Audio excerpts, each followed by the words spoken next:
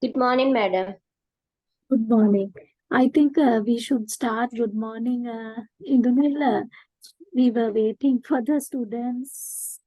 We wanted students to join the session, but now we have a fair number. We can start. I think they will join. Right. Hello, Indunil. Can you hear Yes, me? I can hear, Right. madam. Yes. Right. Okay. Right. So. Because of the convocation today, because today is our day of the convocation, Faculty of Management Studies and Commerce. So we are having the sessions online this week as well.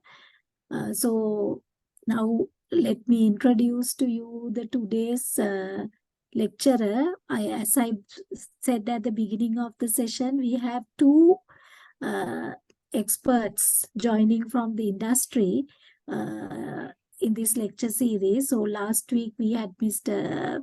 Niroshana Senviratna, the DGM internal audit from Het National Bank. So today we have another expert in this area, Mr. Indunil Suranga.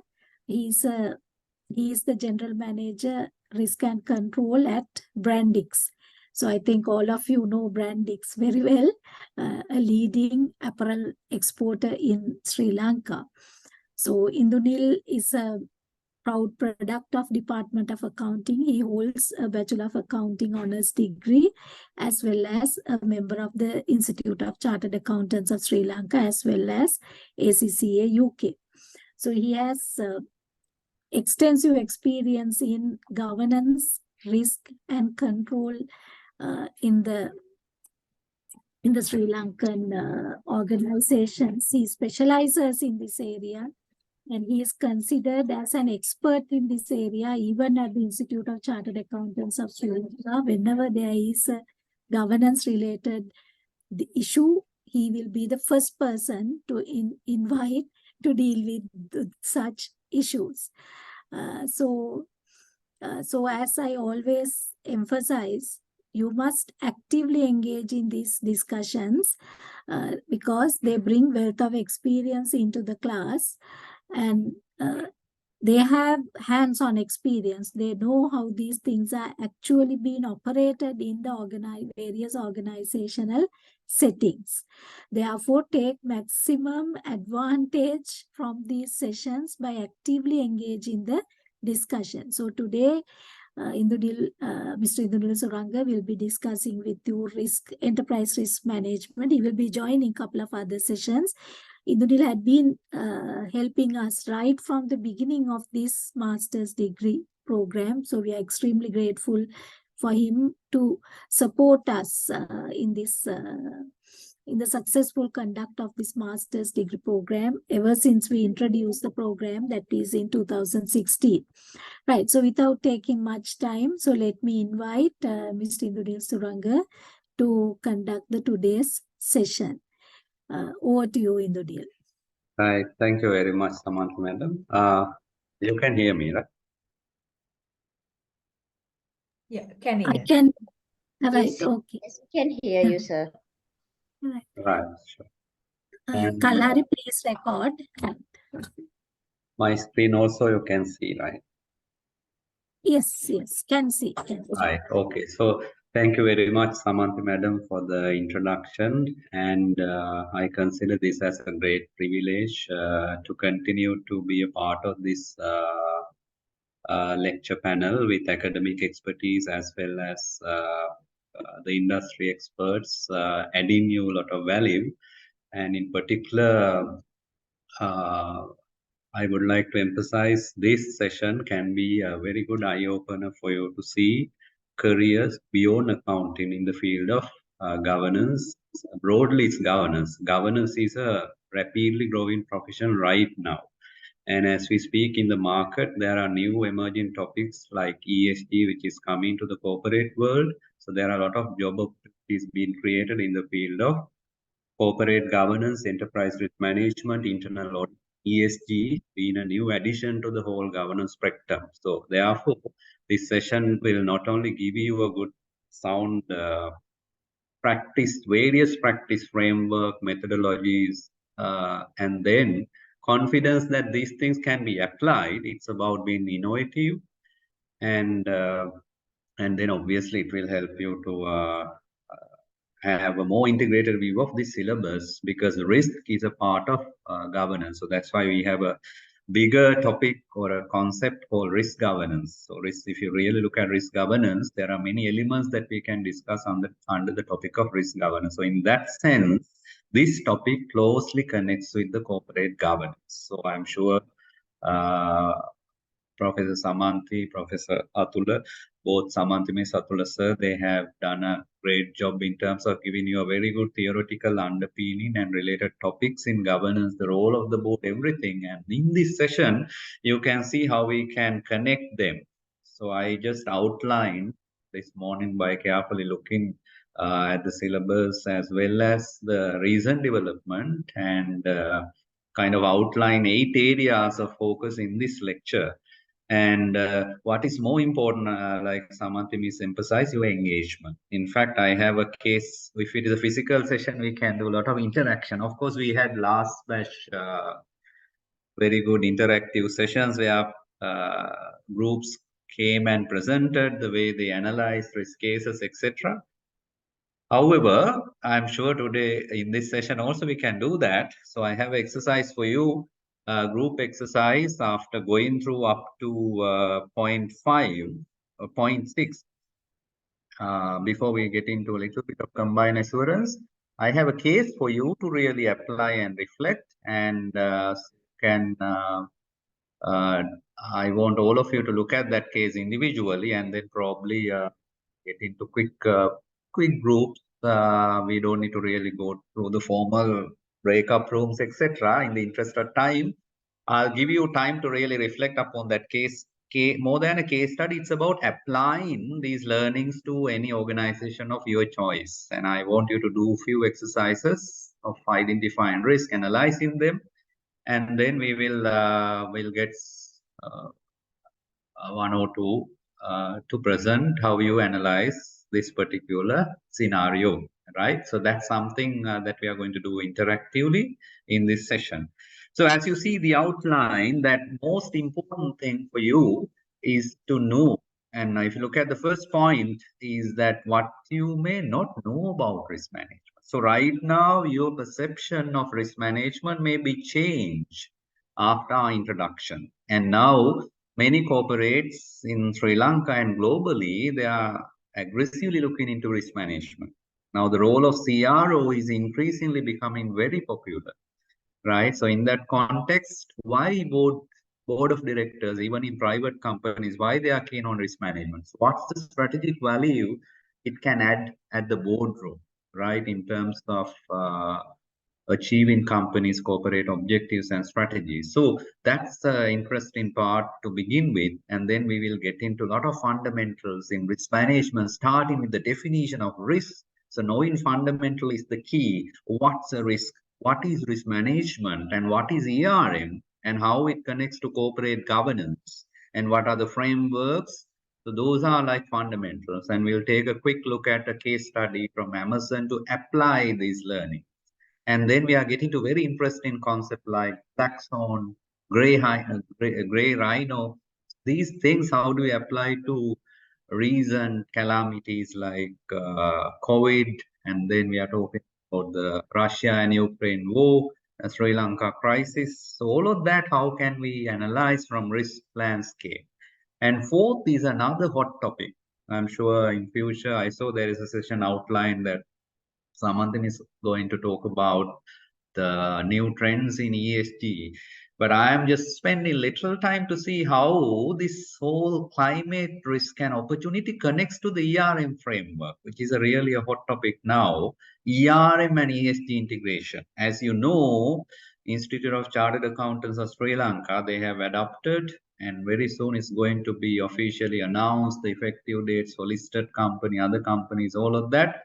That IFRS S1 and S2, when a lot of companies are now talking about how do we apply these standards and how it goes with other standards which are available. So, but my talk today is that what is the connection of these risks, especially climate-related risks, to ERM framework. So it's a quick discussion. And then more importantly, strategic risks, various framework like COSO, ERM, ISO 31000, and then how do we, point 7 is very, very important, that how do you apply this framework? So that there I'll take a case study approach from our learning that, so I have been practicing this for many years. So not only in my company, but have helped a lot of other companies, including private companies, to implement these processes. And then another powerful emerging concept is combined assurance. These are really new things that while the concept has been around for some years, but in practice, in corporate world, these are new concepts. So therefore, these sessions will give you immense opportunity, not just to learn theory as such, right? But various practices, best practices. And then if you are creative, you should be able to modify them and adapt in your organization. So that's the benefit that you will get. So with that introduction, let us get into the subject. So I recommend you, I'll ask several questions time to time. If you don't talk, I can name you, right? And then ask you questions, and I expect you to interact. The more you interact, the more you give answers quickly, we can cover a lot, right? So I hope that is very clear, because we don't know how you are engaging, right? That's bad. I mean, that's the negative side of the online lecturing. But then, I mean, it's about your discipline, that at your level, you are mature students. So at a master level, you should know to get the maximum out of this session. So let's start. The first question that I would like to ask, let's not start with risk, but with football, right? Now, if you want to play the game of football, can you do that without a goal post? So obviously answer is no. So that gives us a very powerful message in risk management. Without something, you cannot manage the risk, and you cannot apply the risk management concepts. What is that something?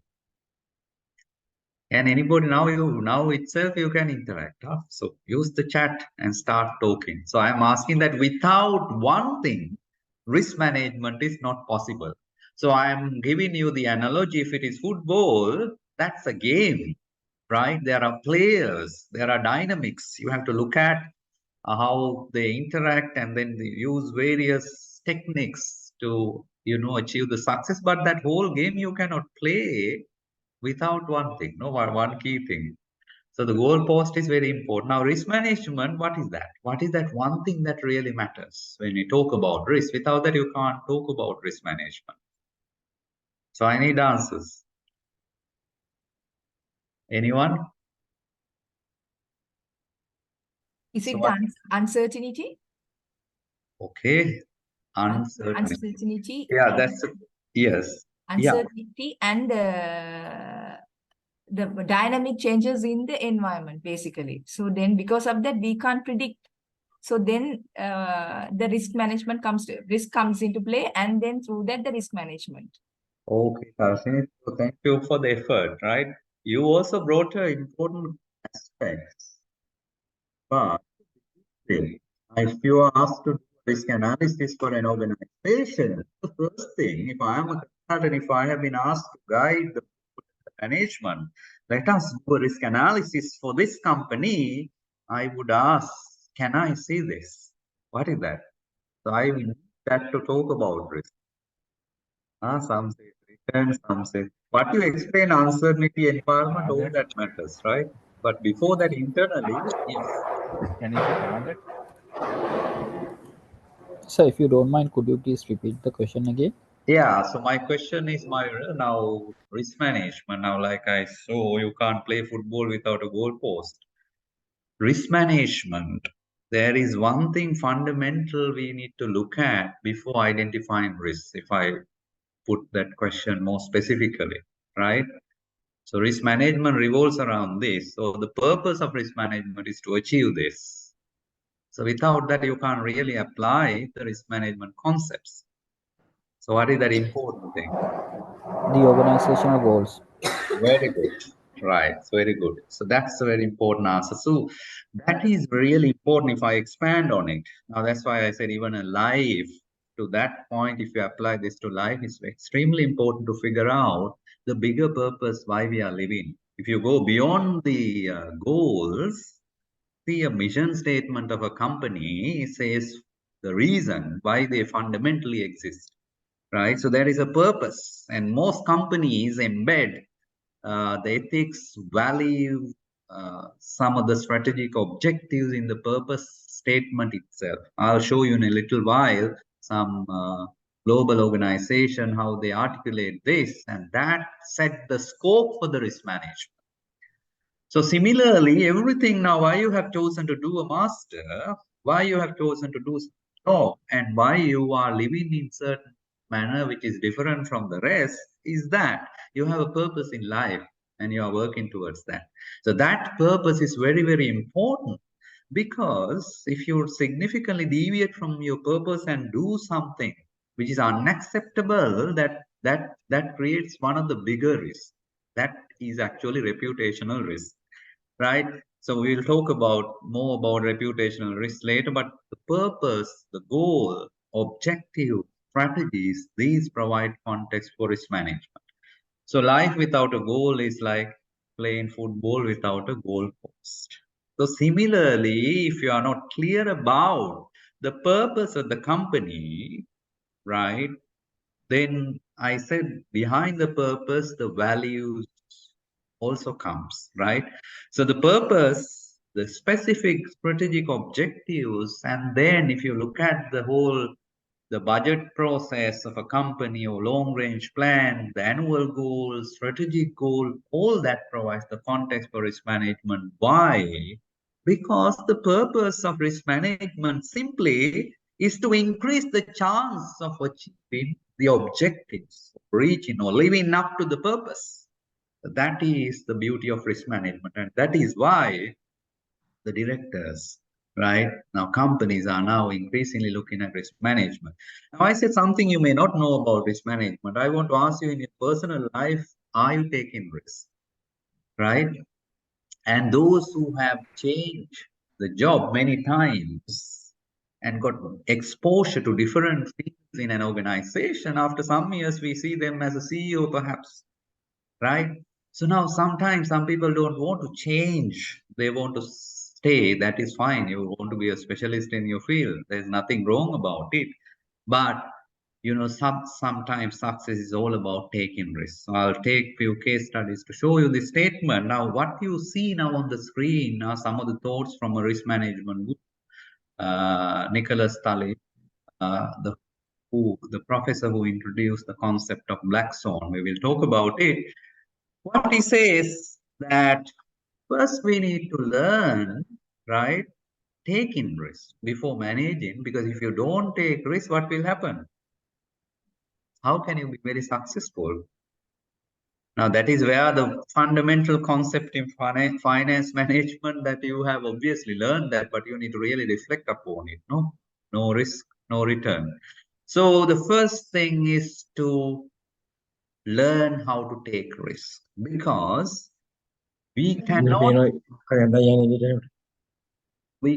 separate risk management from taking decision, from making money. In the equation of making money, or in money making model, risk is an integral part, right? And then there is the please make sure there is one on the so I like one of the student answered that the start, this word uncertainty is very important. The risk management provides a fantastic framework to make decision in the face of uncertainty. Companies are taking risk, but within a framework where the risk is identified and managed within the appetite. So as you listen to the lecture, you will have, I want you to have 1-page note. So if you want to use the computer, open a sheet, Word document now, use your pen and a sheet, blank sheet. Write this concept, and at the end, without looking anything, you should be able to explain. As mature student, this is what I understand by the concept of risk, risk management, risk appetite, these frameworks, strategic risk, etc. Right? So now you heard one word called risk appetite. This is a fundamental concept in risk management, right? You will learn in a little while. So the summary of this slide is to say risk taking, very, very important to be successful, right? So that is why we talk about this.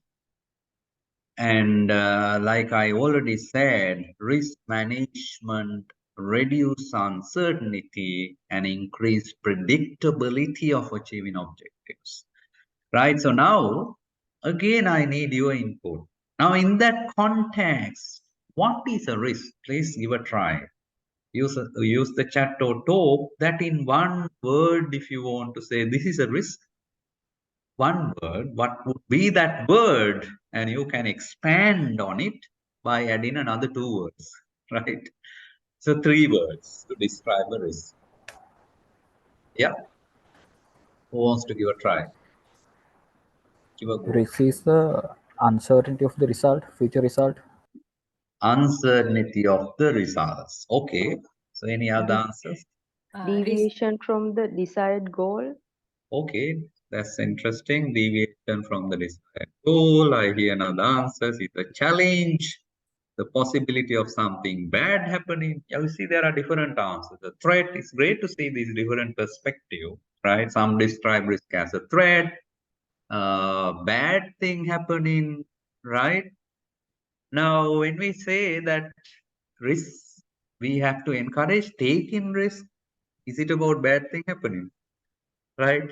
So there is, this tells us a very important thing. I said one word. What is that one word?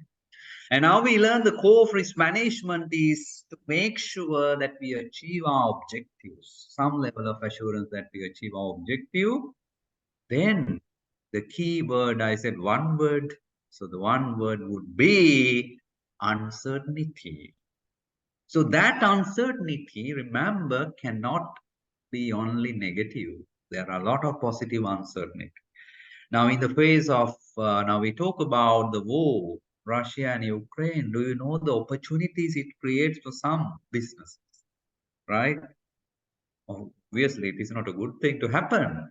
But these changes that are happening create opportunities, whatever it is, right?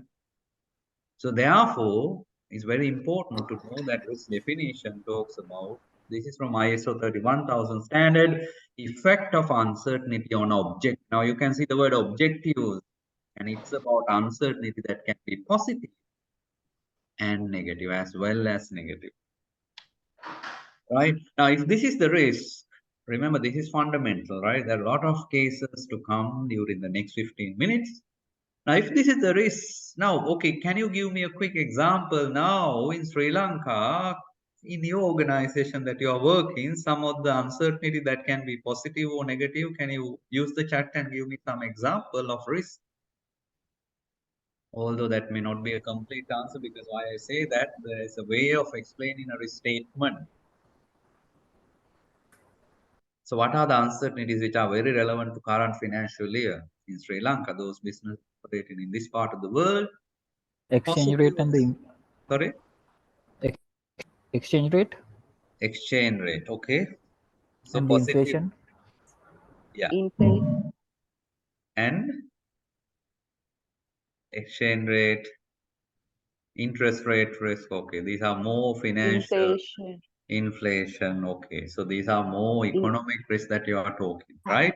Mainly political risk, and then the climate change is also a risk is going. Okay, good, interesting. Political risk, climate change, definitely, right? So these are all relevant. Now, let's apply these as we move on. I will ask now a difficult question from you, right? Now, how do you describe? Okay, now there is interest rate change in political changes. What can we do about it? Can you change the government, right? As an organization, you need to again understand that, okay, this is going to have an impact, but how are we going to adjust?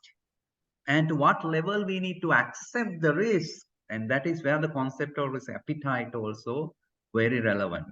Of course, there are certain actions we can take, right? But I want to now ask you, if you take a company now, for example, I'm coming from a very dynamic industry, really struggling in the current in Sri Lanka not because of Sri Lanka. If you look at most of our consumers, they are in US and Europe, bigger part of it. Now, why we are going to be affected in the current year, not simply because of Sri Lanka crisis, but that whole economic crisis in that part of the world where the consumers have changed, or they are not buying the same, they are not spending the same amount of dollars that they used to, and they have changed the product preferences, right? That is going to have a significant impact. And we see those, retail stores, it may be Marks and Spencer, Victoria's Secret, whatever, those big brands, including brands like Amazon, retail space. Now they have billions of stocks which are not moving. So what is happening now? So why that consumer demand has come down? There are a lot of underlying factors in the US economy, the unemployment, the inflation, the government decision, all of that. So, but how it is affecting us? We are not receiving orders that we expected. And then that is going to hit many areas of the business, right? So now I want to ask you, right? That is one part of the risk. So that's externally coming, right? Because of the market condition and the macroeconomic condition. So in strategic management, you would call it PESTEL, the environmental analysis, the political, economic, social risk contributing, affecting the organization. Fine. That is one side of the story. And look at within the country that now there is a rain. Earlier there was a drought. Imagine some of the supplies that we are planning, that there is a disruption in supply chain. We are not able to deliver and we are going to fail the delivery, and that can cost us. Because if you look at now the business that I explained to you, our business, we need to make sure that shipment will move. If that is on 15 November, it has to go, right? When I say move, the shipment, vessel sailing date, considering the vessel time, it has to go on the 15 November. If not, right? For that, we need to make sure goods are available, let us say by 1st November. And if that is not going to happen, so we have to incur huge cost to change shipment from sea to air, and that can kind of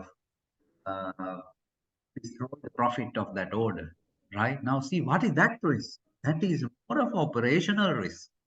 And imagine there is a product quality failure, and then we are going to deliver a product with defects, right? And then there is a fatality, accident, the factory, some person has died, and there is a media report saying that this happened. Now you see the reputation, operation, supply chain, and then the consumer risk. Now I will ask in this context one question now, who should manage this risk? Who should manage this risk? By the decision makers of the organization, Okay. simply So managers. Myra's answer is why the decision makers. Now then I will ask you, who are the decision makers? Right? So whom you describe as Decision decision makers? decision makers are the custodian of all activities of the organization. Okay, that's a very broad answer. Any other answers? So he says decision makers. Now my question to you, who is that? Who should manage risk? Right? Now I gave you a context. Some risk are coming from the market. Some risk are arising from the way we do operations internally, and some risk from our supply chain management. Maybe due to weather we are going to be affected, right? Now, who should manage risk? Who should be responsible to manage risk?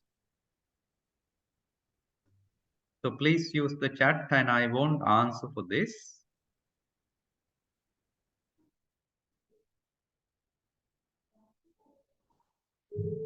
Sir, I would say it is a combined effort, because basically the people who are in the people who are involved in the operation, as well as who are not the top management. Everybody should get involved in the risk management, because the operation people only know what is happening in the market. So basically it's a combined effort, sir. Who gave that answer? Sir? Sorry, what's your name? Tarshini. Darshani, right? That's an excellent answer. Right now, see, she understood the context that I said. This is how can we say that CEO? I mean, there are many risks. No, some risks that I mentioned and relates to supply chain. Right? If you don't manage the supply chain, of course, you have to negotiate with the customer and say, look here, please pass another day. The negotiation, so the supply chain risks, you connect with marketing team and then communicate with customer, and then you internally you check with the operational team, how can we fast track our delivery? So this interconnection really matters in that sense. No one can individually manage risk. If you ask this question the other way, now I am playing the role of a CRO and I manage the risk, of course, very difficult, and I cannot, then why you are there? Interesting question to ask, but we are there to activate that whole system. So like you rightly said, it's about what? So this is, you are very much connected to ISO definition. It is a coordinated act. Is to direct and control the organization with regard to risk. Very powerful. Now, if you remember corporate governance, one of the first definition from Cadbury report is to say that corporate governance is a system by which companies are used these two words, no, directed and controlled.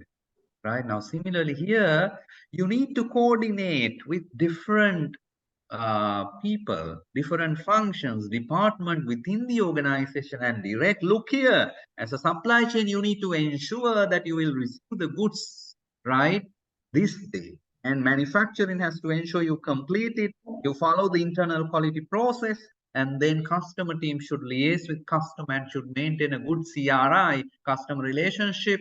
And then together, if you manage the whole thing, you manage the risk of not delivering on time, right?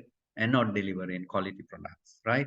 So that's very, very important. Now, what you learned so far is very important. Now, you learn the definition of risk based on the ISO 31000. What is ISO 31000? This is becoming very popular. One of the very famous, if you Google risk management framework now, you will see course of ERM as a prominent framework. But during the recent past, a lot of companies draw from ISO 31000. A very clear framework. So I'm not going to say ISO 31000 is superior than COSO, but I mean, there all these things you need to learn, and then it is if you are going to support the organization to set up risk management, at the end of this presentation, I can assure you that you are very serious about this session, that you can give some ideas in your organization, should you go about doing, right? So I happened to have a conversation couple of days before with COO, a company, private company, and he asked me, what is your role now? I said, I'm managing into risk management. And then he wanted to know, because he is a COO in that company, I mean, managing director and the board, everybody expect him to be kind of manage all the risks. If anything goes wrong, they ask from COO. He's accountant, right? I mean, he's by profession, he's accountant, and with years of experience, he now becomes COO, right? So now he asked me, so what is this risk management? Why it is important? Now I only took about 2 minutes to say now what is happening in your company. So if you put it negatively, if things going wrong, where you are investing various these projects, but who is going to answer? Then now everything they ask, they want me to answer. So that shows, then you are at a big risk, no? The risk of losing your job. So you will create a governance structure where before starting a project, everybody in relation to project objective will identify risk and then measure it. And if the risk is significant, right, then you will also appoint somebody, you will also see this risk is acceptable because it's within appetite. I again use the word appetite. So you will do this whole exercise. There are 3 risks. There are 3 people who are responsible. I am not responsible. And then before starting the project, we identify these are the mitigations we need to deliver to make sure that this risk will not materialize. Wow. Ah, that's really good, he said. Now, this is how you can really think about, you can articulate to any private company why, how risk management brings that discipline to make decision in the face of uncertainty. So, therefore, I hope you learn this. Now, please go to your Word document. This is very important. This is for me interesting rather than reading a 500-page book, right? You will have 1 page, and that is the power of, powerful learning, right? So what you learned so far, right? Risk. You now are able to explain what is risk, and then risk management, right? And then I said this concept of risk appetite is extremely important, right? So, moving on, this is extremely important because we are living, the whole example I cited so far, that we are living in a VUCA world. VUCA is a popular term that is being used. The one who coined VUCA explained that it's about, what is VUCA?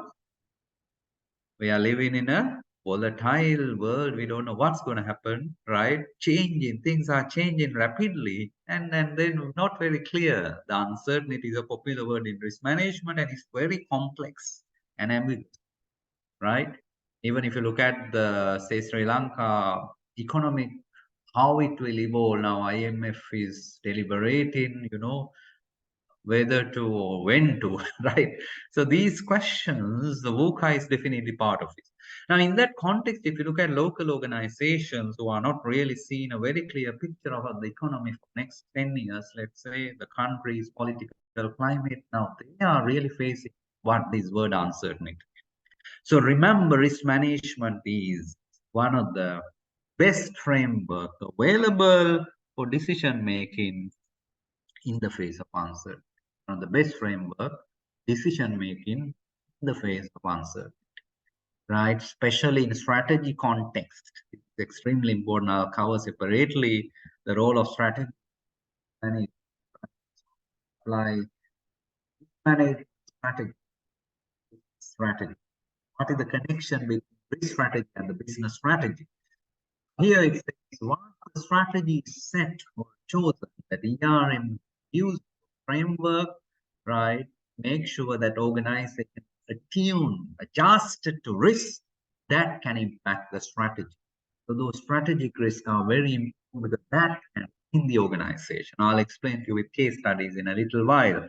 Now, what you see on the screen are the risks that really matters now, globally as well as in Sri Lanka, that now see the weather today, the weather patterns, how this is affecting businesses, right? And now it will be like this, but you see in some countries, when there is a hudhud, right? Some of the factories can fully destroyed. And these type of events, even in our organization, these type of events have happened in some of the countries we operate, right? And then we talk about this war. So you see the impact, both risk and opportunities and cyber risk, right? Now, these are some of the examples when you talk about risk management. To give you a global perspective, every year, World Economic Forum do a risk perception survey to talk about risk that matters for the immediate future, next 2 years, as well as next 10 years. They look at both. Now, if you look at these 2 aspects here, impact, less impact to more impact, right? Risk, and also there is a likelihood also that what is the chance of this risk happening. So based on that, what are the most significant risks that's going to affect us in the next couple of years? Energy crisis globally, cost of living crisis. We really experience, you see the life of people as we speak in Sri Lanka. People struggle to, right? And in that context, you see a lot of migrations happening. So how it is affecting organization in Sri Lanka. So those are big topics in risk management right now. The energy crisis is another. Now, this in the context of energy crisis, this climate change risk is very much connected. You see, in that sense, there is a failure to set national net zero targets. Now, do you know Sri Lanka net zero target? Do you know many companies have set up net zero targets? Why net zero is important in reducing climate change risk? Right, so these are very important big topics in risk management globally.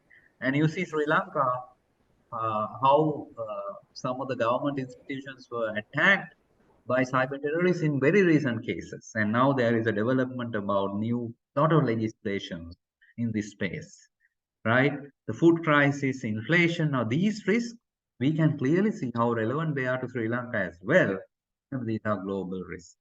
And we will also expect the globally, right? The debt crisis, continued waves of COVID, those risks have not disappeared, right? Nuclear weapons. Now, this is the world we are going to live, right? Fortunately or unfortunately, we have to now itself, you as an individual should see, okay, this is the world we are going to live. So how should we strategize as an individual, as an organization, right? So migration is not the option. So migration is a big topic, like I discussed, what risk that it connects to talents, right? So now, if I give you a framework, because these are called taxonomy, right? Classification framework. Excuse Now me, sir. yes, Mike. Sir, could you please explain the meaning of net zero target? Yeah, so basically net zero is a good, I mean, ask any question, right? So net zero is very popular now. So one of the idea of now carbon net zero is a popular topic, right? For example, we have set target to be carbon neutral. We call it carbon neutral by now, say 3-4 years time. The idea is that you use fossil fuel or say normal electricity. Now I'm talking from energy point of view, net zero, right? So you actually make say 50% you are using cheap electricity, right? Let us say that is now coming from largely now this technical subject. You can measure, you know, what percentage thermal, applying energy intensity factors. Now, simply net zero means that you are using renewable energy like solar, right? And then you balance it out and say that I have X amount of consumption of non-renewable energy and I have X amount of solar, then you say net zero. So I have 50%, right, coming from the impact, whatever I consumed, the natural resources, the fossil fuel. So I am equally generating what?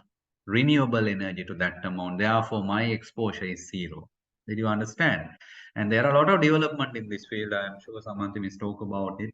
There are carbon pricing that has come. Some companies purchase, set off. It's a huge subject now. The green finance into all of that. So that's why these IFRS, S1, S.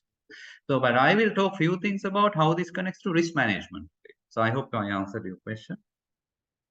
Right. So now risk classification framework is very important. Now, when you say risk, the next question is what are the types of risk? Now, this is one of the traditional classification, I would say, coming from the original course of framework. Some risk we can say more strategic risk because it affects the organizational strategy at high level. We will talk more example as we go through. Financial risk, most of you mentioned that the interest rate change. Now look at the banks now. If you look at any bank's annual report now, you see huge exposures coming from. Now in the past, Sri Lanka non-performing loan, some of the banks NPL ratio is very high, right?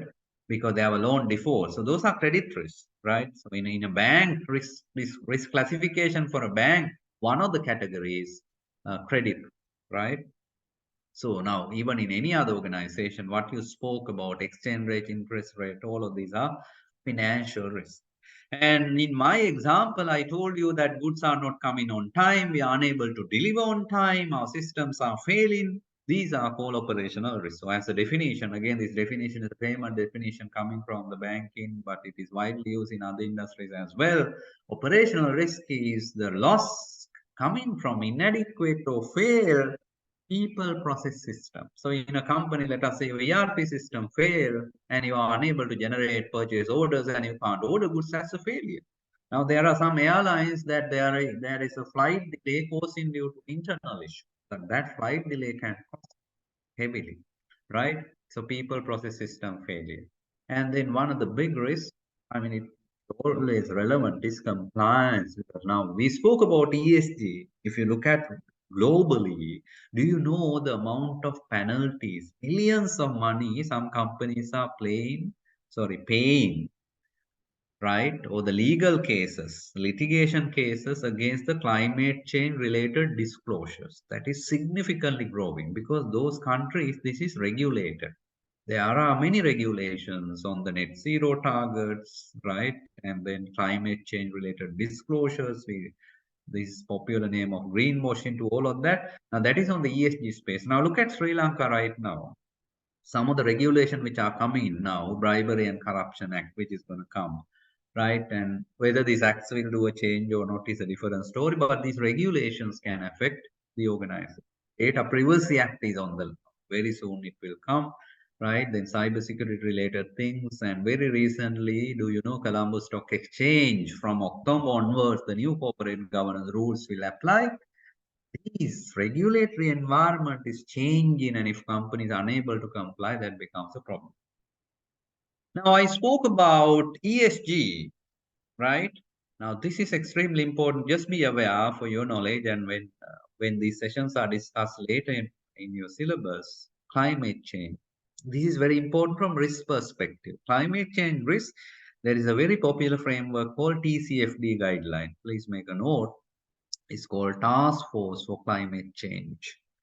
Now there is a global, now do you know 1.5 target based on the Paris Agreement, right? So people, they want to make sure that the global temperature won't go up by 1.5 Celsius, right? So that whole climate change target, right? Around that there is a risk framework built, governance framework built. How organization govern climate change risk, what strategies they have, right, to manage the impact of both climate change risk and opportunities. So there are, see here also, negative part is a risk, right? Obviously, we can say increase in energy prices if you are using fossil fuel, and that globally, the global warming, this planet is going to be, the temperature level will go up, we can't survive. People can't work, right? And then organization can't survive. And so that's the end, no? So that's why the climate change risk everybody talks about. Then what are the opportunities in this climate change? There are many opportunities for green businesses. Now, if you look at Microsoft, founder Bill Gates has written an interesting book about green premium, right? It talks about green premium, concept of green premium. Now consumers are willing to pay an extra amount for products that are green in terms of emission as well as social aspect. It is made using what? It is made in ethical manner. No forced labor, no child labor. Now, as we speak, do you know there are regulations in US that says you cannot buy certain products from a certain massive region in China. You can now go to Xinjiang region, right? Huge, I mean, dollar businesses now there. That is going to totally change. Now, how it is affecting Sri Lanka, if you look at the cotton, China is one of the largest countries that produce cotton. Most other companies purchase from China, right? And now, as we know that US being a bigger importer, they have passed a legislation that if they find that this particular product uses cotton made in this province, now what that province, if you Google and see, because there are allegations about child labor, forced labor, all of that, right? Human rights, and they will detain that shipment and penalties, all of that. Huge risk. Why it is coming? It's a social aspect. It's not a climate change, it's a human right risk. Now, those are the risks that we are talking about. Climate risk, opportunity, globally big topics, right? So what is the company strategy to deal with, and risk management play a big role to assess How do you identify, assess, and manage climate risk? And then companies setting up net zero targets. They want to be net zero by this date, and some companies say we want to be net zero for water. Now, rather than using groundwater, can you use rainwater harvesting? Those are also topics, because remember whole topic of climate change. Now, if you use increased amount of groundwater, it is going to again increase the temperature. Now, these all connects to greenhouse gas emission, right? So these, therefore, now companies are compelled to set targets. Now, if you again, you can write Google and check science-based target is a big topic. So get their target certified by experts that this is the target you have set, and commit those targets and publish in their website and achieve those targets. What is the word? Science-based target, SBTI. So those are all very famous topics that we now talk about, the new world of ESG, right? It's nothing new, but now people are increasingly embracing. That's why I said new. Now, to apply from risk management perspective, while we talk about in the previous slide, strategic, financial, operational risk, right, and compliance risk. Now, in the climate change, or IFRS S2 also, they use the same classification, that there are transition risks, physical risks, right? Now, these are risks, no? And there are opportunities for resource efficiency, energy usage, products, markets, and resilience. And it is going to affect your accounts. That is why the IFRS is now coming, right? So that is the marriage between normal accounting standard and sustainability accounting standard. That is from accounting, but from risk perspective, that what do you mean by transition risk? Risk of transition to a new economy or low carbon economy is called transition risk. Now, for example, that you are going to invest because of this net zero targets, you are aggressively investing in newer solar technology. So you are going to impair, it's going to hit your accounts, right? So the technology may be outdated and new regulation will come. And if you are failing to achieve your net zero target, there is a reputational damage. And I saw some litigation again. I think it's about one of the energy company that government, they are going to sue, or their government is pushing them to advance net zero targets because they are polluting the environment in such a big manner, because based on the business model, the new laws going to come. So those are the risks. And then physical risk of climate change is about this change in weather, right? Now, acute risk is now, for example, tomorrow or next week, there is a flood that is going to stop the operation of the company. Or there is a hudhud, right? So those are acute risks that will happen immediate term. And chronic is a long-term change in the weather patterns. For example, that the global temperature, if you take, I said 1.5 Paris Agreement, the temperature, if the temperature level goes up in the long run, for example, now we saw news in Bangladesh. I think there is a heat wave going on which affect the working people. Now, those are some of the chronic climate change that will affect people and the organization. Now, do you understand how these all risks coming from the nature? So that is why planet is going to be very important. People, planet, the triple bottom line again. So there are opportunities as well. Now, we talk about risk is negative as well as positive. Now, huge demand, especially now, I think most of you all are, what is the generation you are? So there are millennials and Gen Z. So Gen Z, a lot of research finding shows that they are very interested. That's why that Bill Gates book, he talks about green premium. That now the modern consumers, they are ready to pay an extra premium for products which are made sustainably and ethically.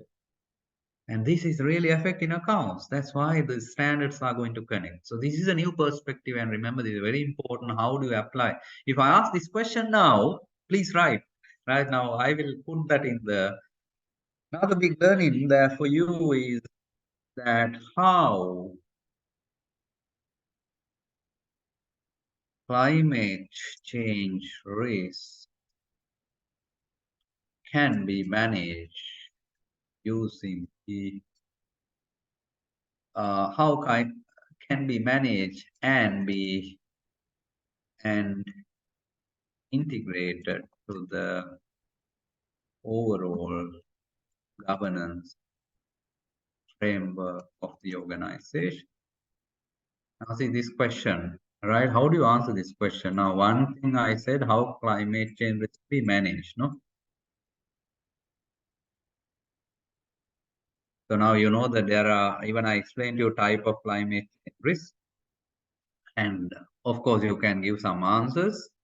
But what is more important question is that how this can be integrated to the overall governance framework of the organization. Right now, that is where in the standards, new standards, they talk about governance first. And then what is the strategy? And then risk. And then what are your targets? Now, what do you mean by governance here? Now, that is a question that I want to ask you. And then what is the question of risk here and how it connects to ERM? Now, those are very important questions that you will be able to understand at the end of this presentation. When you know overall risk, you can easily integrate ESG risk to the overall risk, right? So now that is so far what we took is a global perspective to risk. That is the first segment of our presentation at the end of the first hour. Another 2 hours to go. And we need to make this interesting and then to have interactive. I am giving you a learning opportunity. Yeah? So you have to apply most of this to a scenario that I am giving and present. We'll allocate some time for that as well. So far, you happy? Any suggestions, any questions from what I discussed so far? Before we move to the next segment is to look at a case study and see how these risks, practically how organizations look at these risks. Starting with objectives, the type of risk, and then the way they have explained those risks, and from there we will go to the risk management process. So far, are you happy? Any questions, comment?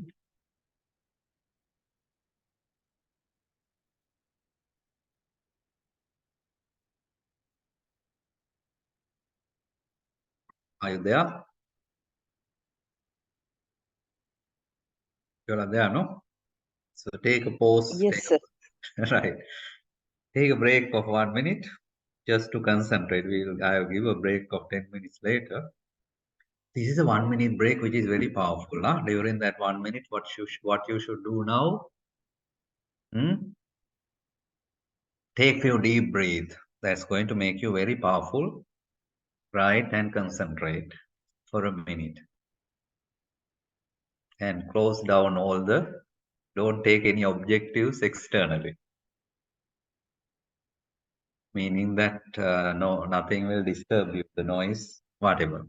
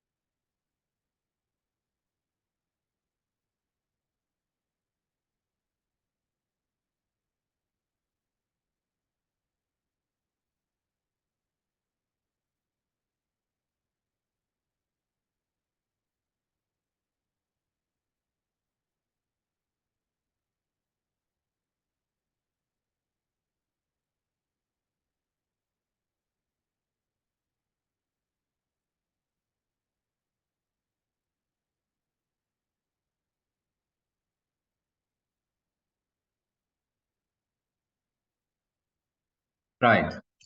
So now you see the power of a minute if you took that minute properly. So let us see how companies are, because so far I explained to you that risk take very important. Now let us see in this company how they have taken risk, grown to this level, and then what is the purpose? Remember at the start I mentioned to you the purpose and objectives and strategies matter. In that context, how they have analyzed the environment and identified risk.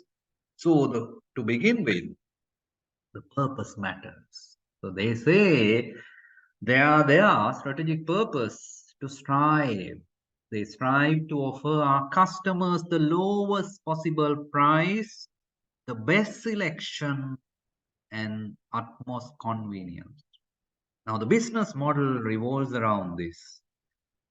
all their purchasing strategy, make sure that they look at globally the vendors who offer the most competitive price, but can they sacrifice on the quality? No, because the customer experience matters. So there's a low cost structure they are talking about, and they want to attract as much as possible more consumers, right? More customers, and then convenience matters. You see the different models they have used in the Amazon business model. You will wonder by looking at the slide another few minutes that type of businesses they are into and how the ecosystem connected together, right? With broad objective of lowest price, the best selection that you have here. How do they ensure they have the best selection? The entire value chain has to be geared to achieve that.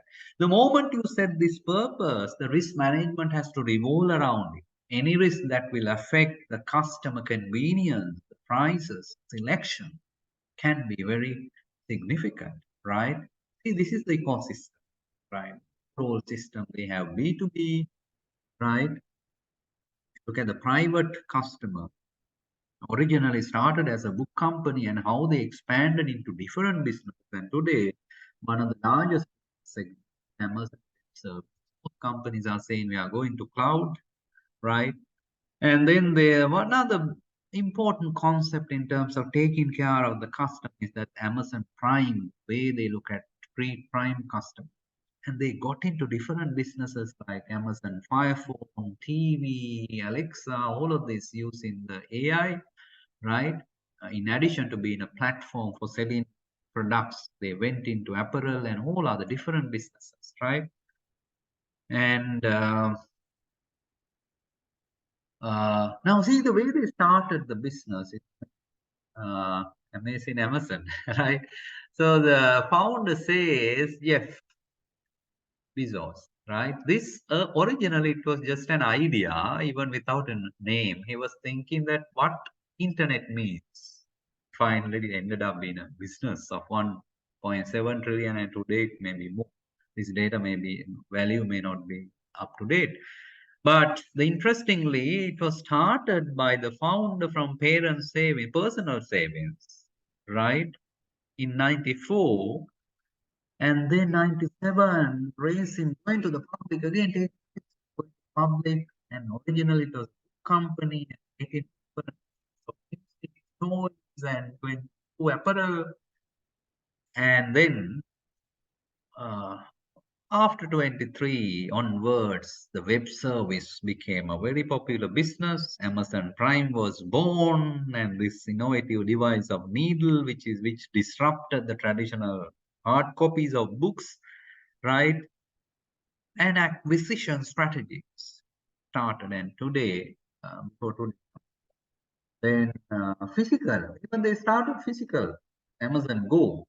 And today they are one of the e-commerce giant, and they operate in health and satellite and internet services. Now, this what is interesting from risk management perspective. He says, I guarantee that none of these ideas would have worked unless they took risk. All these are gigantic investment, they all risk. The only way to get above average return is to take risk, and many won't pay off. And that explains the importance of risk taking. But first time in why we made this bold statement, you can go to Google and look at, I think last year or year before. First time sometimes they are making processing some business. Maybe this can but not managed properly, right? And especially in the area of apparel, right? And he says that many of the businesses failed and continue to fail because they want to take big risks to grow the business, right? And take some example of risks that they took here, because this is a very important risk management thinking I explained to you is about risk taking. Because to anticipate a higher return, you need to take a risk, right? And if you don't do that, what will happen? That you will not get above average return, as well as that you just become a follower, right? And if you look at companies like Samsung, they are very aggressive in producing new versions of phone. And I had a it's interesting case study how Samsung Note 7 cost about $10 billion, right? Tarnishing their reputation when phone caught fire. One of the new phone, right? That was few years before this case was published, right? But then, okay, while you do this product innovation to produce a very thin product at a point, phone caught fire. Many phone, thousands of phones they recalled, even recalled and recalled, and again they redistributed caught fires. And some airline restricted phones, right? Once a phone caught fire at Southwest Airline. So these are very good cases of being aggressive and risk-taking. And to date, they are very big company, so they continue to do this, right? So there are intangible benefits of risk-taking, to be the first mover, reputation, attract talents, and make money, right? So this is why they take risks. See, the Fire Phone was a failure. He says that development of Fire Phone and the same phone failure, these learnings were applied when they did Alexa, right? And that became a success. And he explained that creating this was a huge, but that was both taken by, and they found that this is a product that customer 100 million started buying this. And that's how they created opportunity, right, through innovation. But the device was a major risk for Amazon at that time because no customer was asking this. This was definitely, they call it wandering effect. So wandering off. That is why risk-taking. Now you understand through actual business cases why risk-taking is important. And I think there was one more slide I want to show about risk classification of Amazon.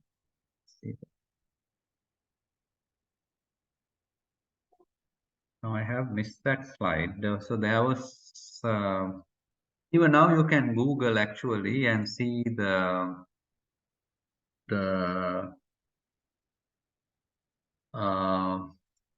type of risk. If you Google now, the risk, now this is the case I mentioned to you on the Samsung, and I wanted to show you this particular example. Yeah, the Amazon risk report, right? See this. This is now, we don't have time, otherwise if we go to a physical proper risk case study, I may want you to read Amazon risk report. You can now go and read it. But what I want to show you, the risks, you can use various strategic management tools. For example, now this connectivity between management tools and risk tools is what I want to show when you identify it. So I'm showing in this diagram, this slide, SWOT analysis, business analysis. Now in strategy making process, you begin by scanning the external environment. You use tools like 5 forces, and you use the PESTEL to analyze the general environment, and you use the internal analysis. All of this analysis is going to help you in identifying the industry related risk. For example, the competition is a business risk. Internal operational risk through a SWOT analysis, and then certain opportunities which can be positive risk. And then PESTEL, the political, economic, all this can be risk, like you said, some of you said. Now see, when you apply this, business, mostly company risk are business risk coming from the type of products that you do. And then strategic risk is risk that business strategies will fail. And I have a more extended definition later. I will show you of the strategic risk. We talk about operational risk that is coming to the main operation, arising from main operation, and there are fraud risk and product risk, product reputational risk. This is an extended risk classification, right? Now you can see the color combination also, that some of these risks, I am using similar color to indicate that certain risks within the business. and beyond the business. The financial risk we talk about. Then there are credit risk, currency risk, interest rate risk. These are largely beyond the company, right? And then political and legal, see the green color risk, right? And regulatory risk, litigation risk, now all of these. There are now in this slide, there are 16 types of risk, 17 cyber risk. Now in the Amazon risk report, when you study that, these are listed as risk. So I want you to take a look at this carefully. 18 types of risk they have listed. This is just extracted. They have given some details of this risk. Now these are risks. Now can you apply this to the definition of uncertainty, intense competition, right? And they are international operation. The fact that they operate in multi-countries, see the international operation, the government regulation in different countries, the regulation affect them. Tax, seasonality. Now see, I told you Amazon made a loss in 1 year. Right now, this is seasonal business. You start ordering, placing orders, and now those are not moving. What to do now in those overstocks, right? That's a huge risk. And then in a tech business, that cyber risk really matters. Data loss. And you know, in some countries, the data is really regulated. You know, GDPR, global protection law, in the penalty percentage of divulge customer data, right? Or customer data leaked, sensitive privacy, customer privacy. These various risks they have explained in the risk report. Now, some of these risks are strategic, right? What are the strategic risks you can see in this list? Can you tell me now, if I ask you to bucket this under strategic risk, you are going to learn in a little while what are strategic risks and why they are important, right? What would you name as strategic risk out of this 18? You can use the chat again or talk. Some risk, obviously, you can say financial. What can be strategic risk out of this?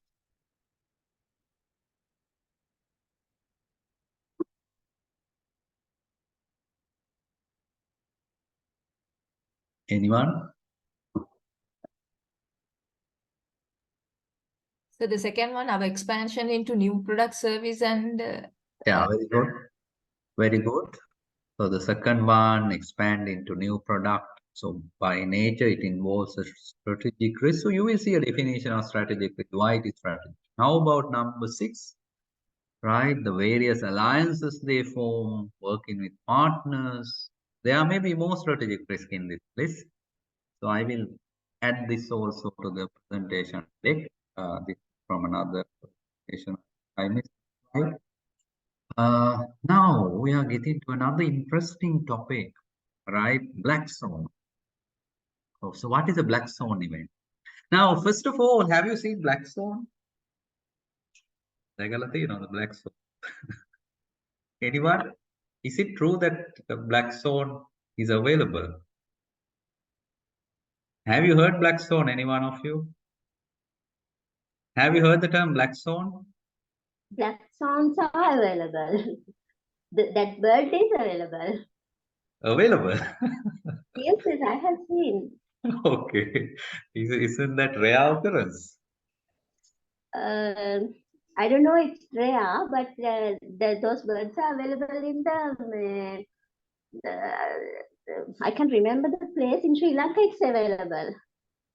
Okay, Priyana, that is interesting, but according to this whole study, there is a history. You can Google it. It's interesting that somebody said no Black Swan, and one day, once they found one poet, it's an imagination. There are Black Swan, right? So that is the whole idea of this book behind the Black Swan event, right? But I am interested. You said it's available, right? So, usually, according to this thought process, is Black Swan is very rare thing, extremely, right? So that's why there is a term, popular term in risk management called Black Swan event, right? But before going there, I want to talk about this, right? Interesting, very popular and very powerful person. Donald Rumsfeld says look here. If you do, now he doesn't talk about risk management, I'm trying to connect it. Now, most people think known risk. When they talk about risk, they are known. No, everybody known. Lab absenteeism, product failure. So everybody knows this happens in business. What is the problem? Business means these things happen. So machine breakdown. I mean, risk everywhere, no? Accidents. So these are facts, known. But see, this is a very powerful quote, and most risk people use his language in risk management. Donald Rumsfeld, once Defense Secretary in US, once he said, there are known. That means things that we know that these things can go wrong. Also, there are known unknown. That is to say, there are things that we now know we don't know. Did you understand? It's called known unknown. So this is the popular thing that he quoted. Even there are research papers also known using this framework. Known unknown. Right? That you know that you don't know. This is actually good that you know. At least there is something that you don't know. Which means you know something about it, how it's going to hit you, how it will develop, you have no idea. So many years before the blockchain, all of this, the new, what we call the IoT, how it will impact the business, few years before, maybe a known unknown. It is there, technology, but how it could disrupt businesses, right? Maybe little unknown. Also, he says there are unknown. Nobody knows, right? You don't know anything about it. It's totally unknown, right? The event also unknown. You also don't know about it and what it will happen, right? Now look at this framework based on level of understanding, level of awareness. That's known. You look at known unknown. It's your understanding that you are aware that this is there. This is there in the market, but how it will hit you may not know. That's why I cited blockchain as an example that sometimes some business disappear. Remember after Uber, what happened to some of the taxi business? But now what are unknown is totally unknown, right? No idea, no awareness, it has not happened. Now, if you apply risk management to this thing, where is black zone? Now, black zone, if you think that totally unknown, right? So this unknown event can probably be a black zone event, right? Now, this is an interesting article published in 2013. I can share this with you as a part of, normally I share material after the lecture so that you will have interest to now read. So now it's not only black zone. Black zone is definitely rare according to original oath, and I'm sure it is black zone. And not only black zone is rare, but how about gray rhinos? Huh? What do you mean by gray rhinos? Not rare, no, gray rhinos are always there, right? Silver lining. Because this paper talks about, interesting paper to discuss geopolitical risk, which is now at the peak. So how do you, interestingly, the paper explained this. And I use this during the next 10 minutes to talk about black swan event and how do you deal with this? What are the risk management thinking from board perspective, what they should do this type of event. Right, I will give you now in Sri Lanka, we have a lot of such events to talk about. Now, before that, the concept. Yeah, I have this one. See the black. This is a famous bestseller, New York Times bestseller, right? What is it? Nassim Nicholas Taleb, the author. This bestseller, he explained here the impact of highly improbable, right? The central idea of black swan is the rare event cannot be estimated from empirical observation since they are rare. most of us, we draw from the past. This happened in the past, it could happen. But did you ever imagine a calamity like Easter Sunday attack, right, in Sri Lanka? Right? From the past incident, such, okay, while there was a terrorist attack, but that is very unique proposition altogether. And then, what are the other type of event that you can see that I will ask you a question about, I think it's here. These are good example of black swan, by the way. September 11 attack, tsunami, right? The credit crunch, BP Deepwater Horizon that spilled millions of oil barrels. See, right? The size of the event was unimaginable, right? Now, see, statistically, you can put it like this: black swan. Right? See the impact, catastrophic that happens, like tsunami, right? Now, yes, you have a question? I Sir, have.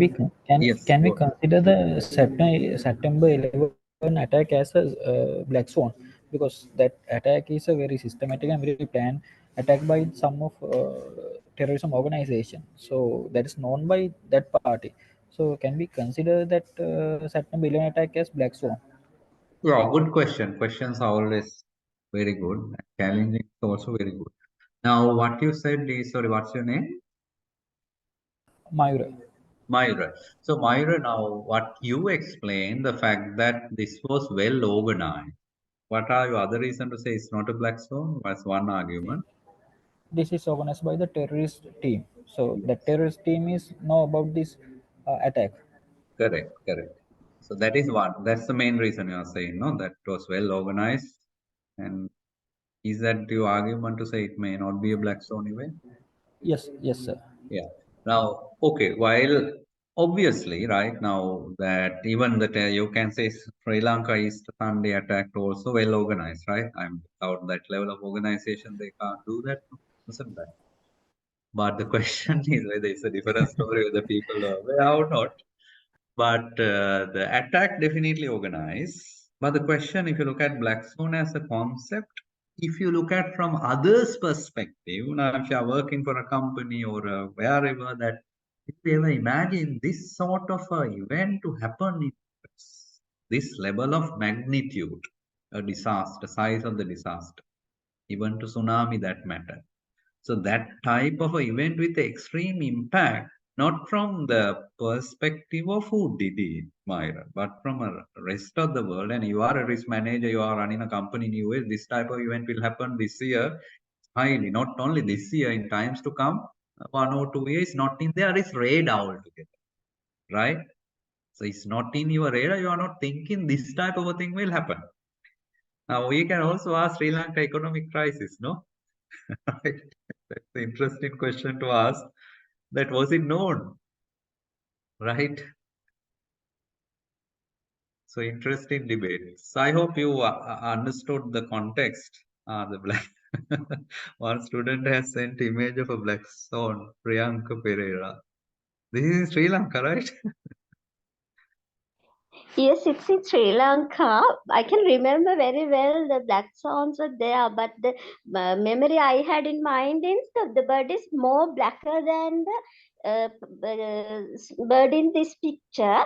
So this Okay. picture, I'm not sure is it a particularly swan or another bird, but Yeah. the black swan I can remember it's there. No, no, I think that is the key, no? Paparakamu something I can remember the place now. Okay. No, I think sometimes we think it looks like a swan, but may not be. So, but I'm sure globally this is very popular. But it can be a rare thing. Of course, they can do another study and see whether it's rare or not. But understand the theory or the concept behind that is to say there are some risks. Never think that it will suddenly come and hit you. Now, I am asking you a question. Now, what do you think about COVID? Was it a black swan event? So, how do you answer? It's a black swan. Black swan. Yeah, Myra says black swan. Why? It's an unknown things. Most of organization, most as a perspective of the society, this is unknown Okay, thing. so taking the same view from society's perspective, this is unknown. So black swan Yes. is like unknown. Any other views? I want different answers also. Anyone else from the? There are people, only few people they don't. Chaturi, what do you think? Chaturi, me, Charit, what do you think?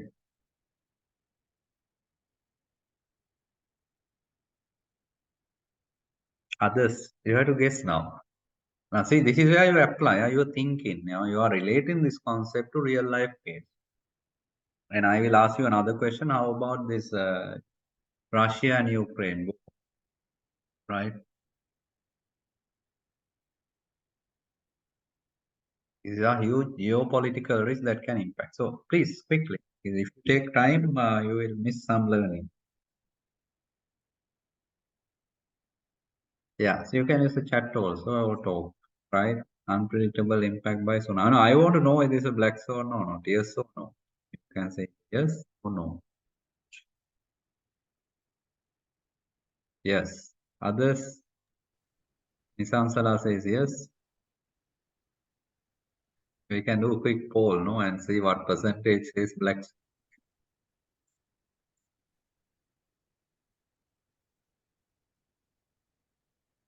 Yeah. So a lot of people say yes. Anyone who says no, please be brave. Don't need to necessarily say yes, but have a reason.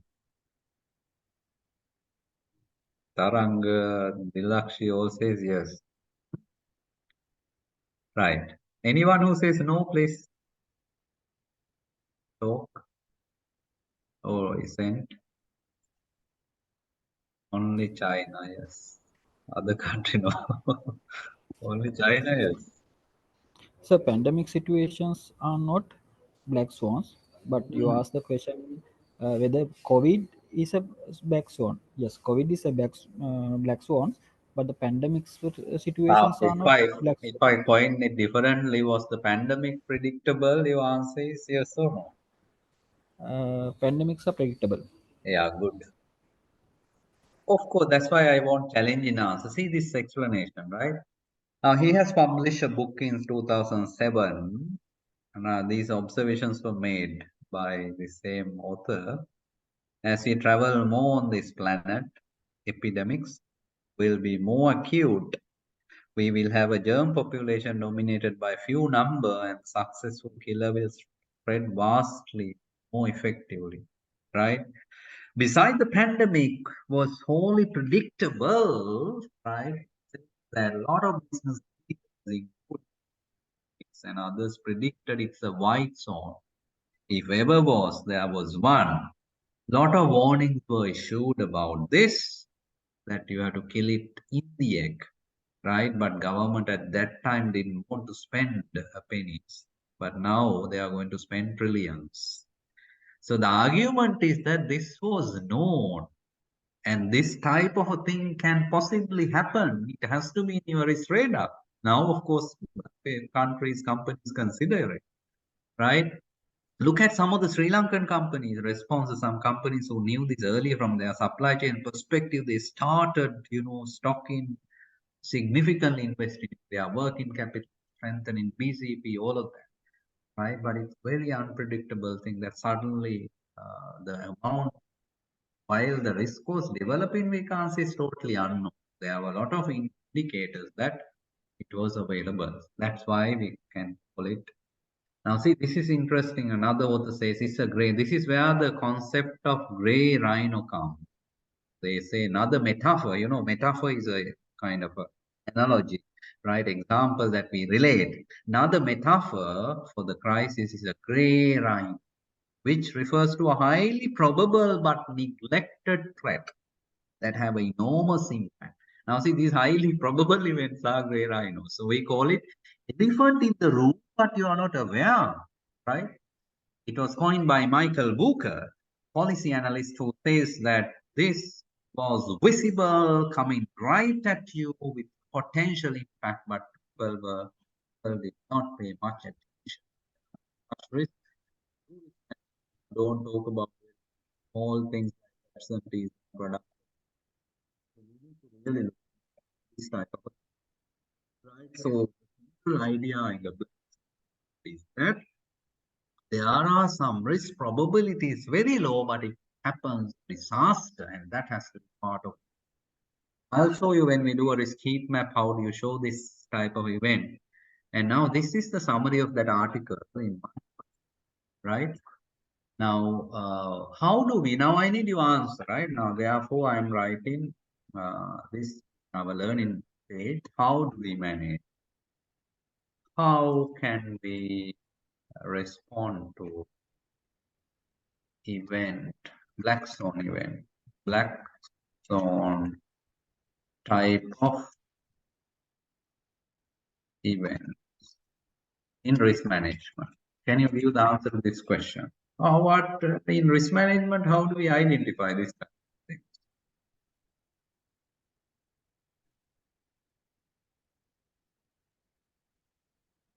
Yeah.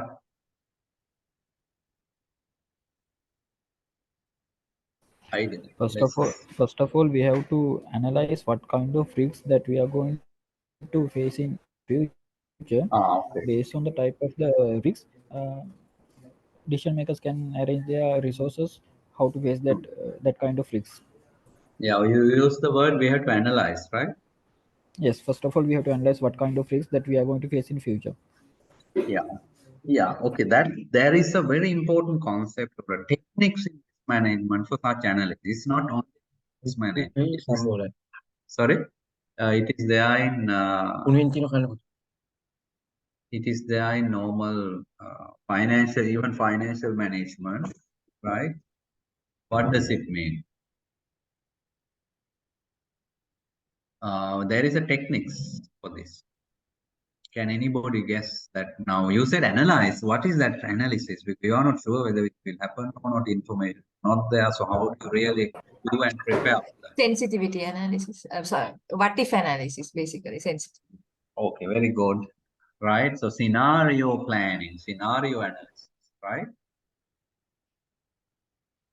Give me a minute.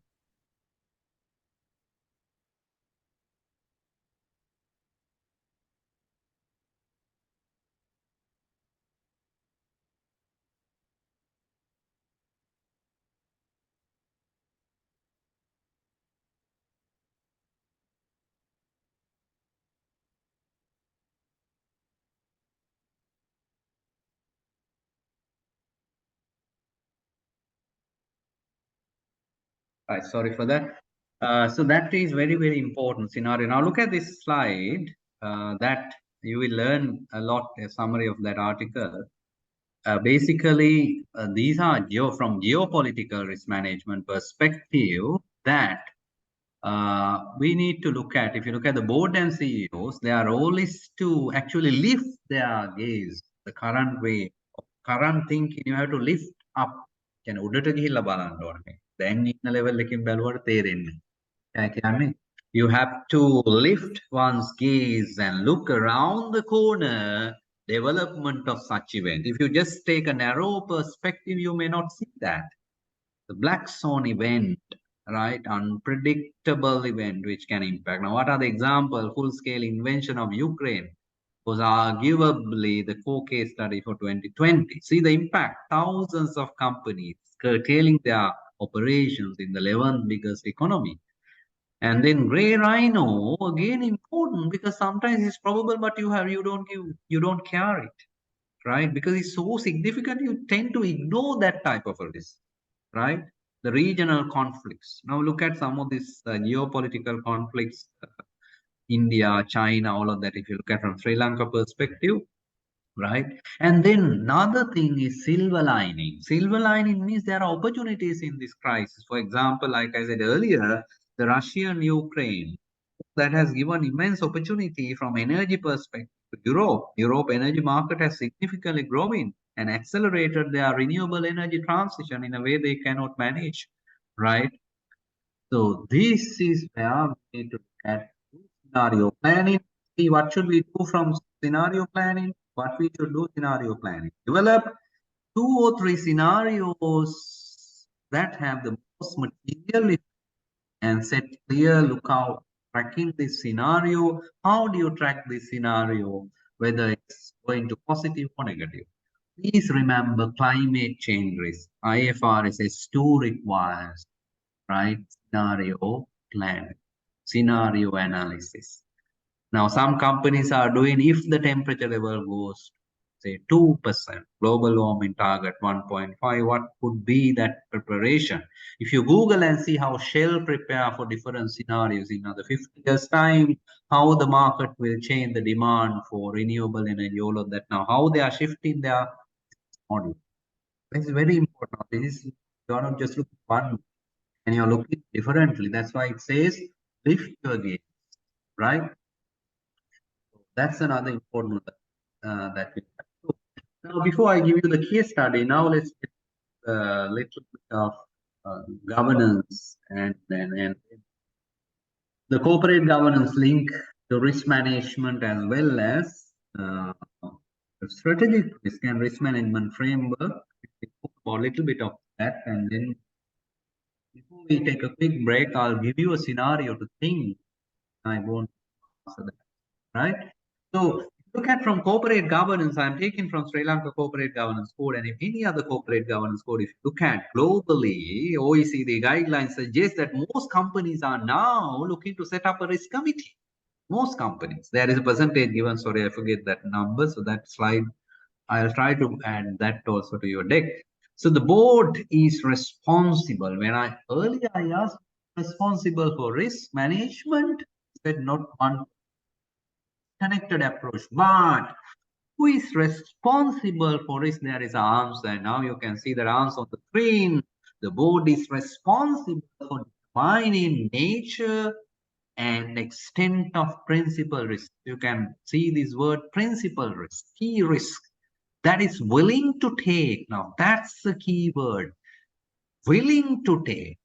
Some risks you are willing to take. Now that one, you have to say nature and the extent of principal risk. What is the now? Nature and extent of principal risk willing to take. Now, extent means what? To what level you are taking, and that is the concept of risk appetite. That I'll explain in a little while. Risk appetite simply means the risk, amount of risk that you are willing to take. Risk appetite. This is okay. I'll take the risk. But this is not okay. How do you decide whether it's okay or not? Right? So that's the corporate guard. This is what I said now. This is 2017 data, but I looked at, I have the latest when I looked at 2022. This has increased. That most jurisdiction around the world, right? They are now looking to set up a risk committee, board level committee to manage the risk. Now, this is very important, another learning for you. What is the biggest risk of all the risks that can kill? From Harvard. It says that you are insured and hedged against many risks, but not the greatest one. You may not be able to insure this risk. That is strategic risk that can destroy your business. You should learn to anticipate and manage these risks. What are the strategic risks that we are talking? Which means, now remember, we start with companies' objectives, and if you want to double your revenue, you have a strategic initiative. For example, you want to partner, you want to bring a joint venture partner, and you know this partner is you are an ethical company, but this partner is involved in a lot of unethical businesses. The moment that is known that there is a strategic risk, right? So similarly, you will have another expansion plan, but there is did you think what can go wrong? With that, I also explained to you another interesting, very important concept in risk management called KRI. I think there's a subsequent slide for this. KRI. Can anybody guess what is a KRI? Everybody knows about KPIs, the Robert Kaplan's balance scorecard, right? KPIs are there, historic. But what is KRI? KPI is history. So risk management, we need good risk management, we need futuristic information that something is not right. something is developing. That is a KRI, right? The risk indication. Now, these are a good example of strategic risk. This is from your recommended also in the Trickers book. Strategic risk is being discussed, right? Now, see, Enron, the way the board failed to understand, you know, the company is operating like a bank company with many derivatives, right? So the board eventually became unaware about high risk. Toyota being such a reputed company, quality of the product, finally, there were many failures, right? When they had to recall the products because of their strategy of expanding to different countries around the world. They went into Thailand and different other countries. Now that the board, see the price they had to pay for massive product recall, right? The product failure came from brakes, steering, electronics, right? Significant, and reputation. Now, why these are important strategy? No, they are changing the location, your business model. These are more of a strategic risk. And most importantly, please make a note, disruptive change, right? The strategic risk, disruption. I already mentioned Uber, right? That technology, disruptive technology can kill some of the business, existing business model, right? Now, see, the beauty is that Uber, being one of the largest taxi company in the world, but they don't own any of their taxis. Airbnb being the largest provider of accommodation, they don't own their hotels, right? So these are very innovative business model that can threaten the existing business. Therefore, you can describe them as a more strategic risk. And this is interesting, no? So you can see, for example, Nokia has gone Nokia, right? So, but of course, later they came up. Now, this is the example, unless you change your product, right, and match to the current consumer demand, that it will disappear. And if you don't look at what competition is doing, right, what will happen? There are many stories around BlackBerry and see even Kodak. An iPhone later, actually, while it looks like a phone, it's like a handheld computer. It totally disrupted this whole mobile world, right? So those are more of a strategic risk, especially like one student mentioned, the product risk. Now, I want you to really know this, understand this framework, again, from the famous author Robert Kaplan and another author, Mike's. They talk about 3 types of risk. It's very easy for you to understand in purpose. Yeah. Now see, can you see these 3 categories? Preventable risk. Some risks are preventable. You should not take them. There is no point of taking those risks. You should avoid or eliminate those risks, right? So what are those risks? Product failure, all of that, quality failure, violation of law. Don't take those risks. Avoid them, right? But strategic risk, can you say that now you are going to now what Samsung did? Now, the product design going to new product. They fail once, I think WhatsApp failed.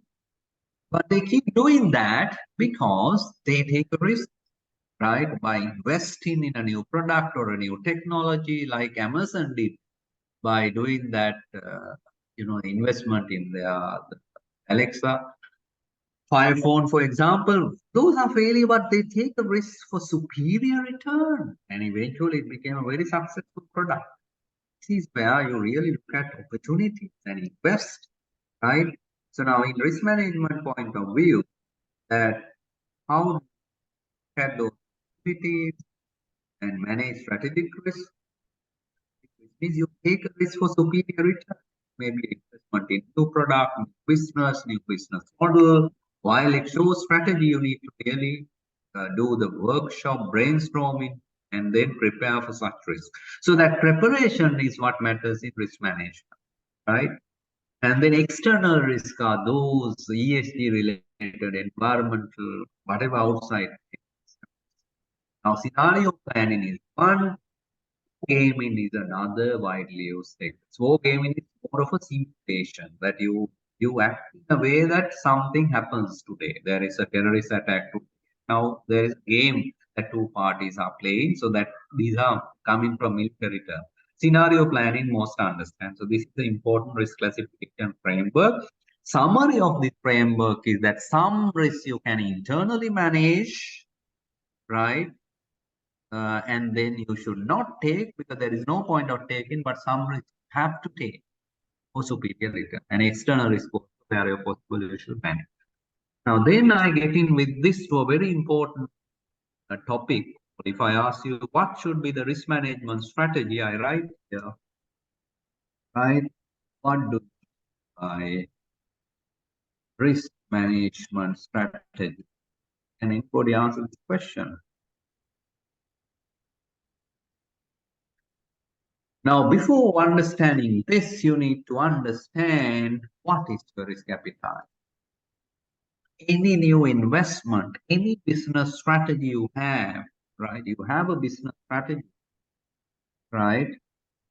To transform the business, automation, and then what is the room for failure? What is your acceptance of that project, right? So that once you know that, and then you need to manage that. Okay, you are saying that this new investment, I'm okay to continue to make losses for 2 years, losses, right? Something like that you are saying. You know, I may also expect some level of product quality, customer complaint, whatever. Now, after 2 years, you should be able to turn around. So now you need to make sure that you run your risk management to ensure that after 2 years, you make your profit. So in that way, when you set a business strategy, your risk strategy should be such that you are putting required resources, processes, and capabilities to manage the risk, right? To manage the risk in the business strategy within the risk appetite. So that is called the risk management strategy. Now look at this slide. We'll understand that better.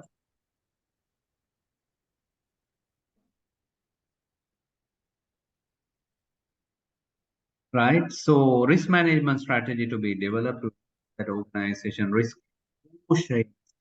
aligned to risk appetite. What is appetite? The amount of risk you are willing to take, right? So beyond 2 years, you will not be able to take losses.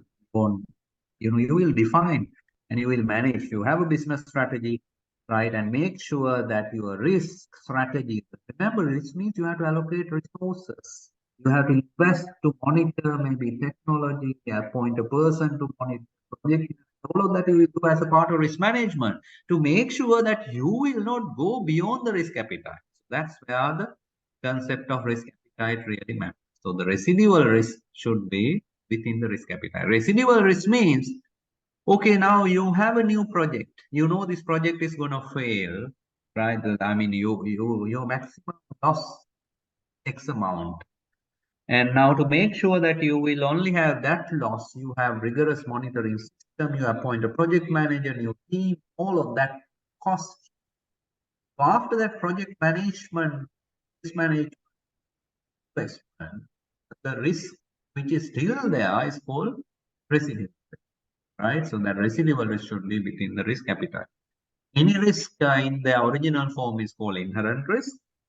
And then you are trying to do something to mitigate the risk. After that mitigation, the balanced risk is called residual risk. I hope you understand inherent risk also with the explanation. Right. Now is the time to get into the risk management framework. Before the break, we'll talk a little bit about this and take a quick break. And then after break, I want some time to be spent for you to discuss on the scenario. And then this part is more about application, right? Remember, as a framework, ERM is one of the first popular older framework, COSO ERMQ. The way so far what you know is already there in the definition, right? Risk management is a process That has to happen at the highest level like board, and it applies in strategy setting context. We start with objective strategies, and we cannot talk one department. It applies across the organization to identify events that can affect the companies, and you have to manage the risk within the appetite. And then finally, it gives assurance we achieve our objective. If you look at KUSO as a framework, what is on the top are the objective, market leader, operational objective to inspire product, ensure reports are accurate to meet laws and regulations. Remember, risk management start with the good governance. You need to have a good governance. Internal environment is you should be an ethical company. There should be independent directors talking about risk. Then, like I started my presentation today, the risk management begins with objective. Without objective, no risk. If you say your objective is to hit a revenue target of X amount, then you are wondering what are the possible risks that can affect this target? What are the possible opportunities that we can go above perhaps? You identify those events. You may identify that the drop in Europe, the recession in US may result in drop in consumer demand. Accordingly, company may not achieve their sales target. So the event is that economic crisis, that part of the world, and how it is going to impact you. And that's the event. Then you measure this event. Normally in risk measurement, please write this, very, very important. Now I explain to you the risk event. Now take my example, risk event. So I'm writing like this. So the underlying event is the recession, let's say crisis or economic crisis in US, right? Result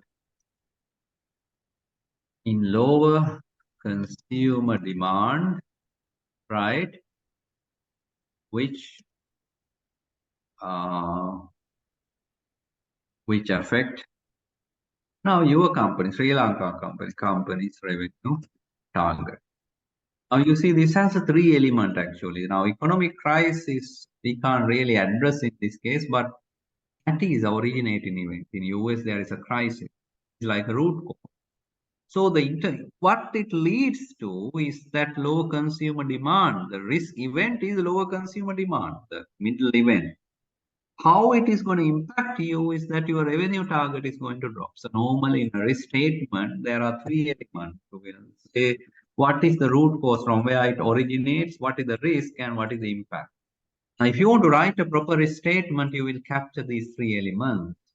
Then you write when you want to say something. Let us say in a company, people are leaving the current economic condition. Now, how do we write that?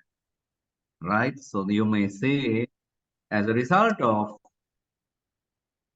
current economic conditions, right, there is the significant increase in attrition, right, or loss of critical talent. So what is the risk? Now, can somebody tell me how to complete the balance? So what? Okay, now you have to tell me, yeah? You're thinking. So what? So this is an incomplete statement.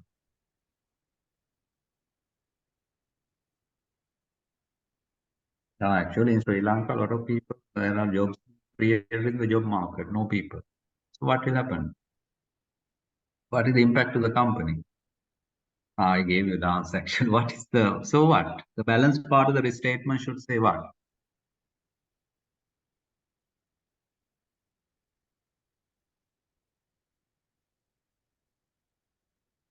You all are there, no? Talent workforce. Retaining talent, skilled workers, that is going to be an issue. No, now we know they are leaving. Now we are losing top talent, right? Now I told you when you write a statement, you need to say that the root cause in event there is a risk and what is the impact, no?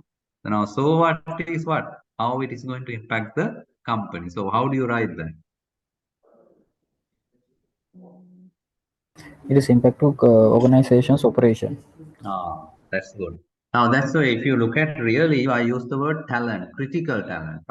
Now, sometimes one impact is disruption to operation. Now, see, if you're a risk manager, you need to really now see your presenting risk report to board. You may not be even in some companies, risk management is done probably. I'll come this mind. Let's say risk management structure, if you want to set up for a company, this may be done by finance. Some companies, they don't have a CRO, but without properly managing risk, there is a chance of failure, right? So disruption to operation, that is one impact, right? What else? Now, for example, your top quality guy, quality manager, highly specialized skill, he left.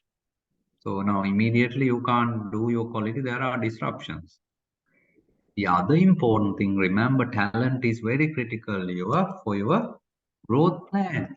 Now you have a long-term plan that key people are very important to execute your strategic plan. That will be very important. Now this is how you write a risk statement. Now then we have to now, I will also use this opportunity to explain to you KRI. Yeah. So can you tell me a KRI for this? What is a KRI? Now this is interesting. Huh? What is the KPI? I will give you the KPI. KPI means how many people attrition.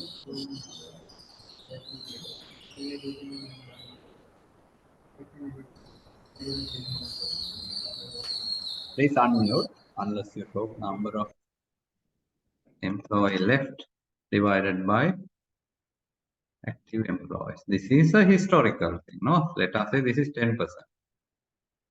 And what is company's risk appetite? Company will say no, as far as top talent is concerned, top talent, our appetite is only 2%, 3%. Now there is a risk is beyond the appetite. It is in real red zone. Red zone is like this. Now see, this is called a risk heat map, right? Now you see, this is a heat map. Now, if you want to, now I'll come to impact and likelihood, but this green zone is okay. But now the green zone has to be, appetite is 3%. No? Now 10% is definitely above, right? But is this risk happening now? Likelihood is high, no? Then it has to be somewhere here, red zone. Red zone means board attention is required. So this is how you measure a risk, is called impact and likelihood assessment. Now, my next question is, what is the risk assessment?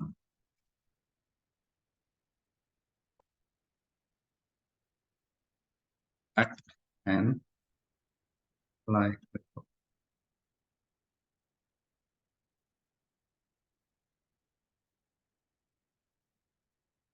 Yeah. So can somebody answer what is a KRI? This is a one. I mean, I will be very happy if you can answer this question.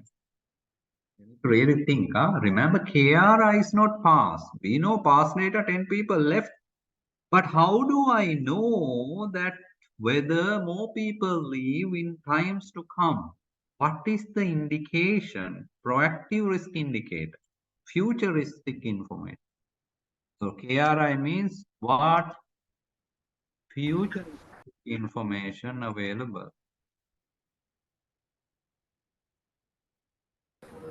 KRI is the quality of the output, quality of the performance of the organization.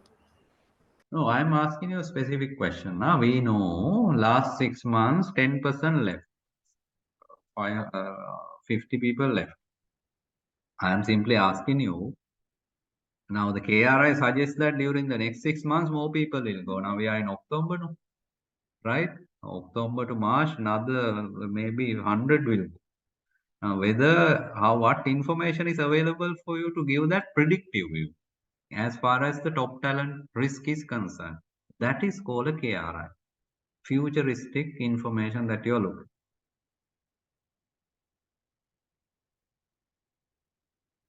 Now risk we have to look at past to future. Of course. Future. So what is the information? 10% and we can accept 3%, then KRI is 7%. No, I'm asking now. This is, let's say, April to October, April to September, right? This is history, no? Now, this year we have, what is the balance period? October to March, if you look at the financial, yeah? And beyond, even next, yeah? Future, how do you know more people leave? What data we should look to see more people will leave the organization? The service period. Sorry? Service period. No. What will tell you that now we are very sure that a lot of people will leave during the next 6 months more than the 50 people who left during the first 6 months. 10%. Foreign leave applications. Now you are getting right. Foreign leave people have applied for leave. Now see, that is a risk intelligence system you need to have in your company. That, HR is telling the board, look here, that during next 6 months, more people will go. Board is asking, how do you know? We have some reasonable evidence, information. What are the information? Now, proactive, we can probably say, let's say proactive attrition. Possible people leaving. You identify by people, X number of people will leave. Why? How do we know if they are leaving? Huh? There are many methods, right? For example, X number of people have asked companies later for visa. Do you understand what I'm saying? They are now itself applying for visa. So their head of department had chat with people and see they have identified potentially these people are looking out. Many sources you use. And then if I give you a very structured information, you are doing a survey to see employee pulse check, employee survey, see whether people are happy with salary and whatever. And most of the people in this department, they are very negative, which means you expect more people to go. Talent risk is high. Did you understand? So that's how you look at the Yes, KRI. sir. Now I think Sri Lanka health sector also have that kind of risk now. Most talented doctors are asking for foreign leaves, and we are losing that talented surgical work doctors. Sri Lanka health sector also having this risk now. Exactly, Udesh. That's the thing, if you look at as a country, ideally there should be now, we call intelligence system now. If you look at those doctors and all are very rare resources and scarce resources, right? Scarcity. So now if you take a view that now you can do some prediction that this is the size. So are we ready to take that risk?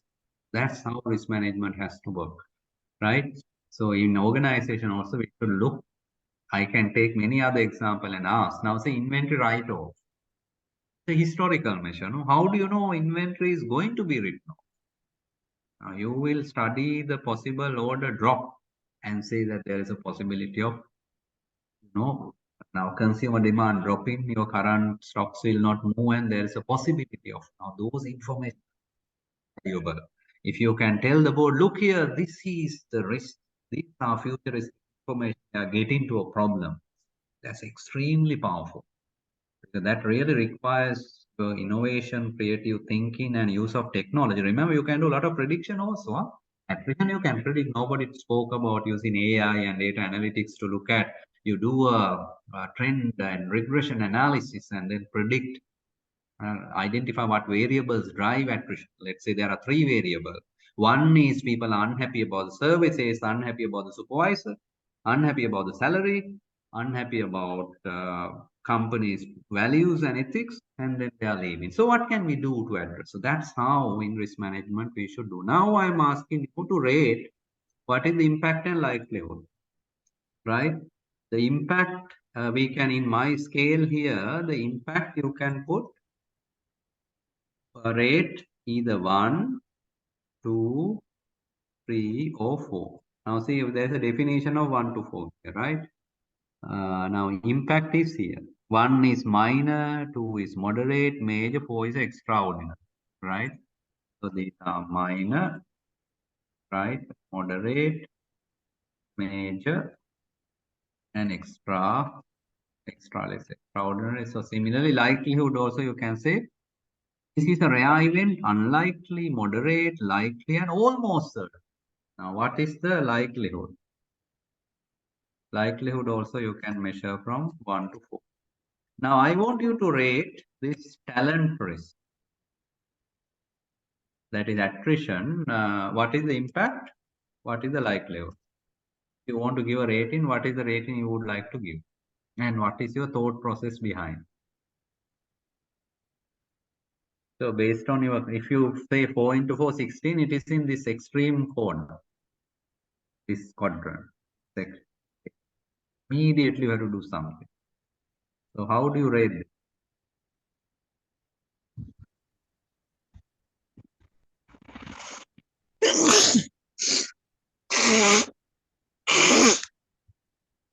Yes.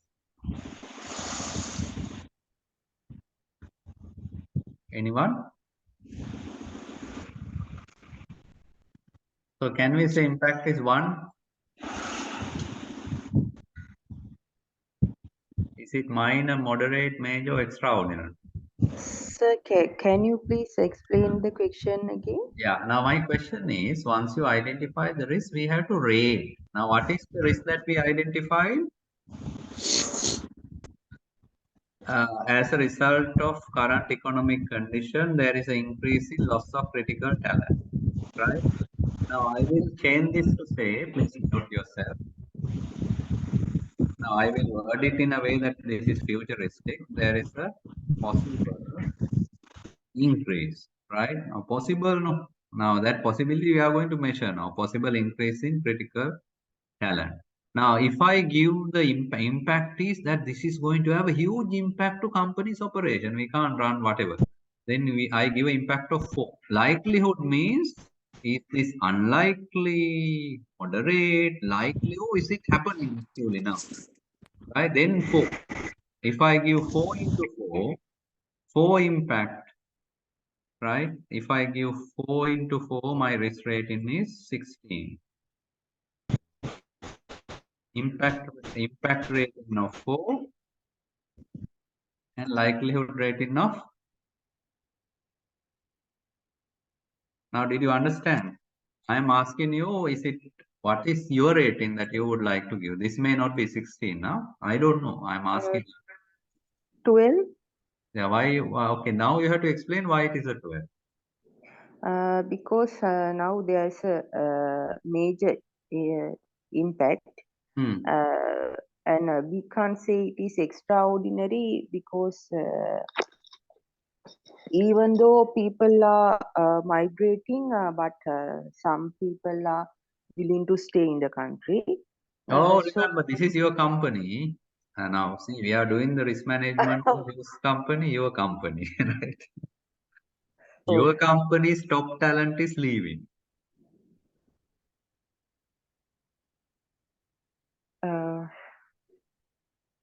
but not all are leaving now. So But who are leaving? Top talent, huh? Top talented. That means critical people are leaving. It may have your CEO, sometimes some general managers who are very rare, capable, some specialized people. You need to look at that data set also. I am telling you that list includes some specialized general managers of your factory, let us say running set of factory, some quality people, and there is increased demand from overseas countries for these type of roles, and from finance people like that. Most functions are affected.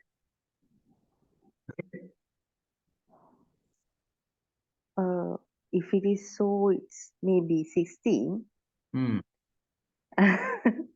But 16 is inherent risk or residual? Inherent, no? Inherent. Then whether it's residual depends on what? What have you already done about it, no? Yes. So what have you done? Normally, what is your risk response when there is a talent risk?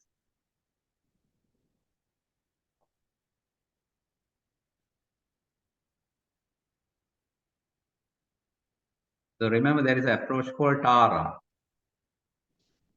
TARA approach to risk mitigation. TARA means can you transfer this risk to insurer, for example? Can you accept this risk? Can you avoid this risk? Or should we reduce this risk? Sorry.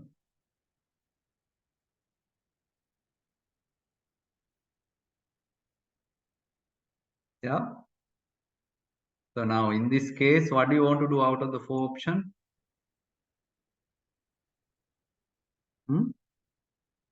Avoid the risk. Avoid. So can you avoid this? Mm, You can't avoid, no? People will leave. reduce. Reduce. So now, what are the risk reduction measures that you can have as a company that you should implement? We don't know whether you have implemented or not. We can give more facilities and increase the salary. You have to ask, how do we reduce the impact or what? Likely. Likelihood. Impact means now people leave, you can't run the operation. How do you reduce that? Likelihood means you are going to reduce people leaving, no? Risk of. Yes. So how do you reduce? We can reduce the likelihood. How? By improving Salary. giving facilities, improving salaries. But the company is already running at a loss. Oh, the economic conditions are very tough, no? So that's why you have to really think. These are interesting conversation at board. I will ask, if you want to reduce the impact, what is the very important risk mitigation from talent risk perspective? Although some person leave, remember, company should have what planning? Succession planning, no? What is the purpose of succession planning? When somebody leaves, the next person is ready. Now, there's a second person plan. Those are important risk mitigation. Now, students, I explained to you whole framework now with that example of the course. So now, if you look at so far what I discussed, objective is to retain top talent. Risk event is that because of the current economic condition, the migration and top talent leaving, and let us say we rate impact as 4, likelihood as when it is 16, and now we need to do something. Succession planning, salary increase, benchmarking, do whatever, and reduce the risk. Right, you have to have a response and you have to make sure that that response is actually done and monitor information and see whether risk is mitigated. That's all. That will make sure that the risk level will come to the risk appetite, right? Yeah, so that makes sure risk will come to risk appetite. Now, because the time has passed, what I suggest now, I want to show this question to you. There are a few more things I want to discuss during the balance in 10-15 minutes about the risk framework. And now actually through this example, you are really able to now apply the risk concept. So I want to connect, and I explained to you course of one framework, and I will spend a little more time to explain the other. Now, one more thing I want to tell about risk appetite before I give this case study to you. Now, what we explain as a risk appetite, amount of risk board is willing to take. Now, look at this company. This is Aviva. Now, Aviva Chief Risk Officer, this is a past one, but interesting statement she says, we prefer risk, we understand and have expertise to manage risk. Some risk they take. For example, now if you look at this slide, some risk you should take. For example, now customer is changing, expect that risk. But if you look at your process failure, you should not take, minimize the risk, no? Natural disaster, again, we have to actually accept some level of risk or minimize. But some risk you will take, some risk you will reduce. That's risk appetite. Now, I will ask in that context, if you take Shell or British Petroleum being an oil company in the oil business, right? There was once, now the risk appetite definition is amount of risk you are willing to take. Now they are in oil business. No, now this oil leakage. Can you accept oil leakage? What level you should accept? Right now, Tony Haywood, the CEO of British Petroleum, once he advised his people, employee, that be very careful. Safety is my first priority. Please make sure lids on the coffee cups while walking, and don't text while driving. These are his safety instructions. But he missed the point when they decided to outsource one of the oil well to a company called Macando, and finally there was a failure in the blow, and thousands of oil barrels were leaked to the sea, and that event was a catastrophic event. Right? Do you think that is acceptable risk? 3.1 billion, first time in the history they made a loss. Billions of oil barrels were released to the sea because of this oil leakage. It's called Deep Water Greek Horizon. If you Google, you can see there's a famous case study.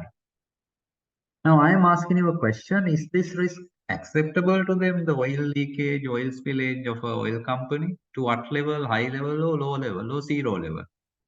So if you set the appetite as high, zero, low, medium, high, what is the appetite you want to set?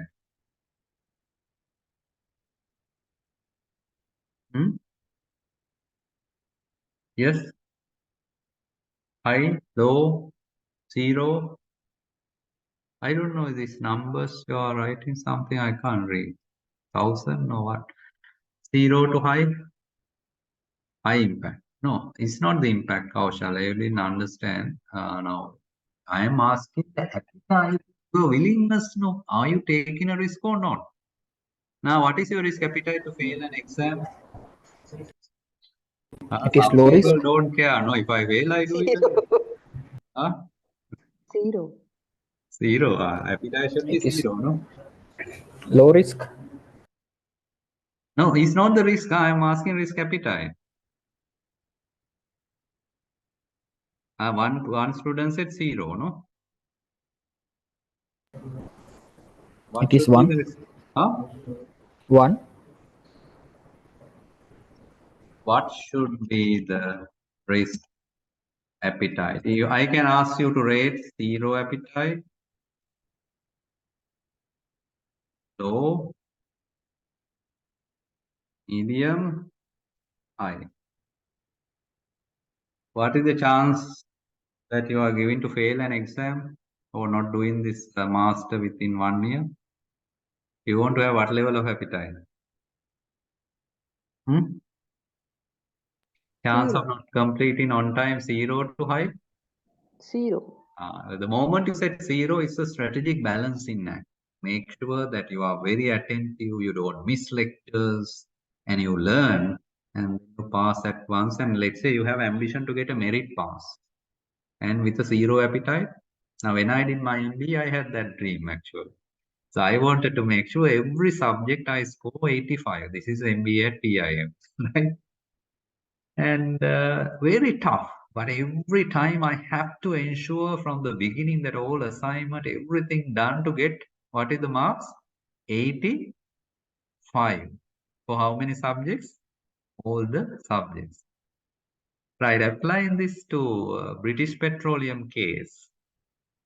Now that oil leakage can happen, no? But what is the level to which they should tolerate this? Zero, low, medium? Low. Now you understand. It We should be can't low. say zero also, no? Maybe low. The moment it is low, you are spending a lot of money building processes, making decisions in such a manner that you are not exposed to that risk. Now, in this case, the oil well was outsourced to another company. Now, those outsourcing decisions, you would have rigorously evaluated, given that you have a lower risk appetite. Therefore, risk appetite is called what? Now, the interesting term we call it strategic balancing act, and it closely connects to risk strategy of the company, right? The resource allocation to monitoring to everything is based on the appetite. That finishes the essence of risk management. Now, with that, I want to give you this question that during the break, think about this. We will break in the sense now in a physical class. Students take half an hour break. Now here we have been continuously talking from the time we started at 8:10. That's good, no? Good learning. But now take 10 minutes break. After break, I want you to think about this scenario. And then I want one of the brave student, one or two, you can actually join. You can actually join now. I don't want to split into breakout group, but you can talk to one of your colleagues. Shall we answer this? Comment on this. Choose an organization of your choice. Identify 3 risks, but I will now make this 1 risk, right? Make life easy. So let's say 2. Yeah, identify 2 key risks, right? Construct the risk statement for 1 such risk. You have to write the statement with 3 elements that I mentioned, right?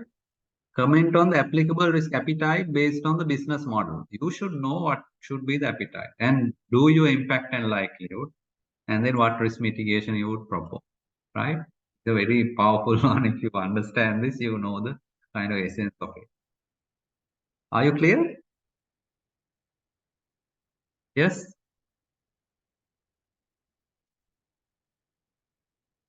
You are clear. Now, do you have any question on this? Hello.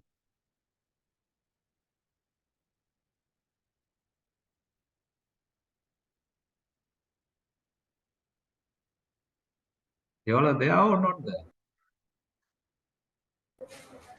Huh?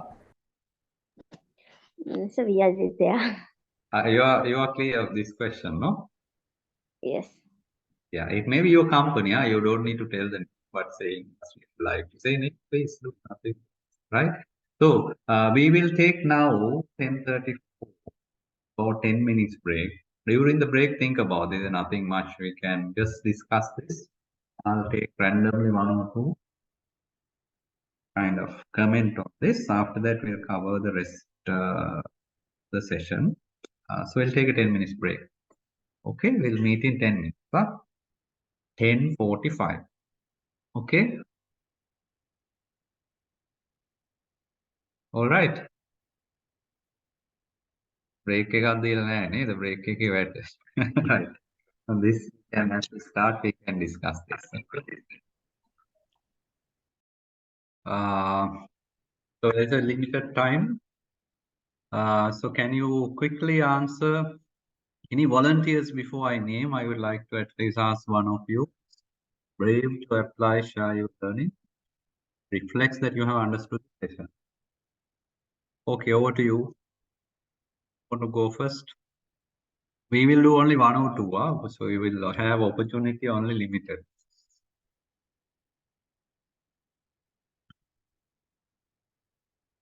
Otherwise, I have to name some. So who wants to go first?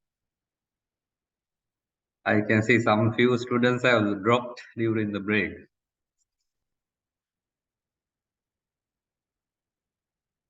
Yes.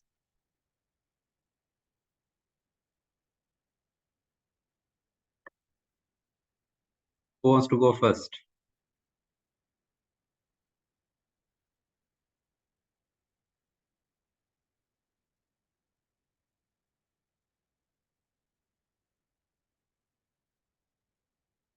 Yes, at least the ones who interacted today. I mean, anyone can go first. So hurry up.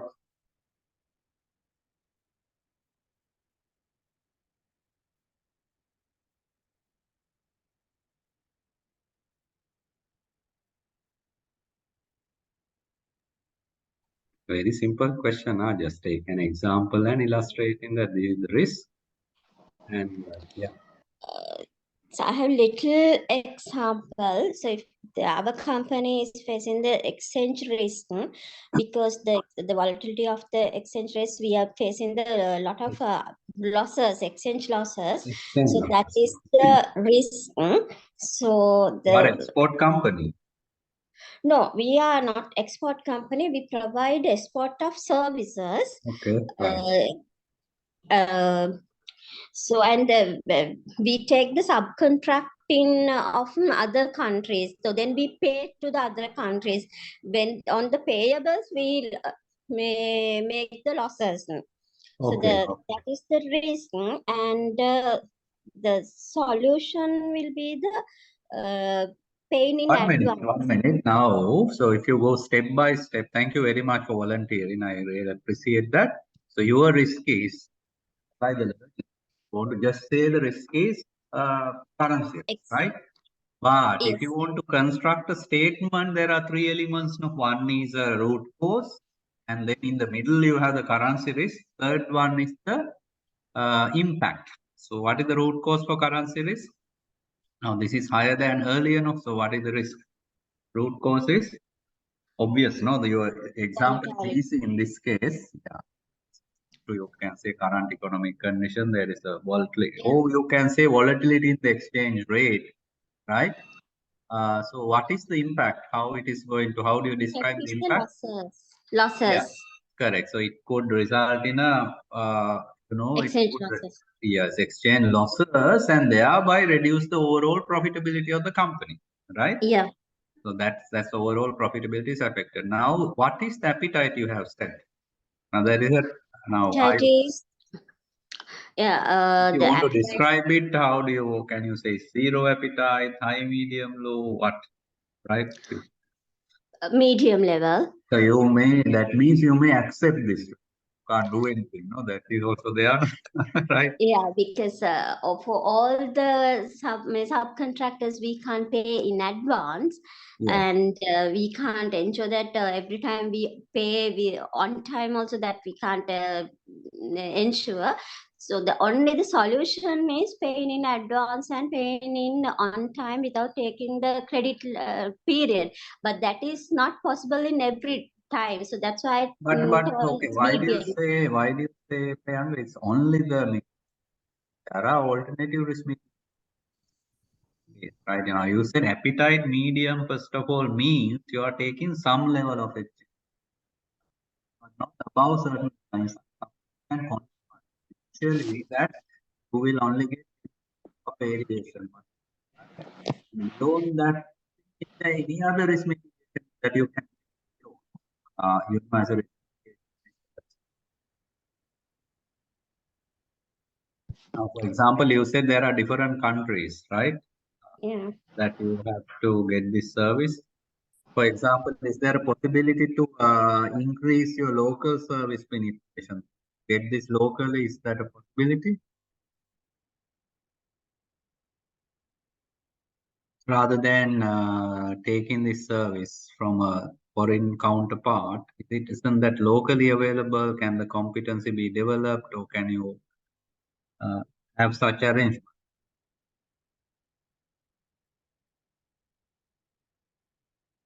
May not be possible, but those are the important discussion, right? And right now, the option is that can you hedge this, right? Currency now, the most hedging earlier didn't work, but now is there a possibility for you to the hedging option, right? So currency, forward contracts, whatever. So those are the discussion you need to have. But the example you picked is a very specific financial risk, but I appreciate that. One more chance. One student, one more student.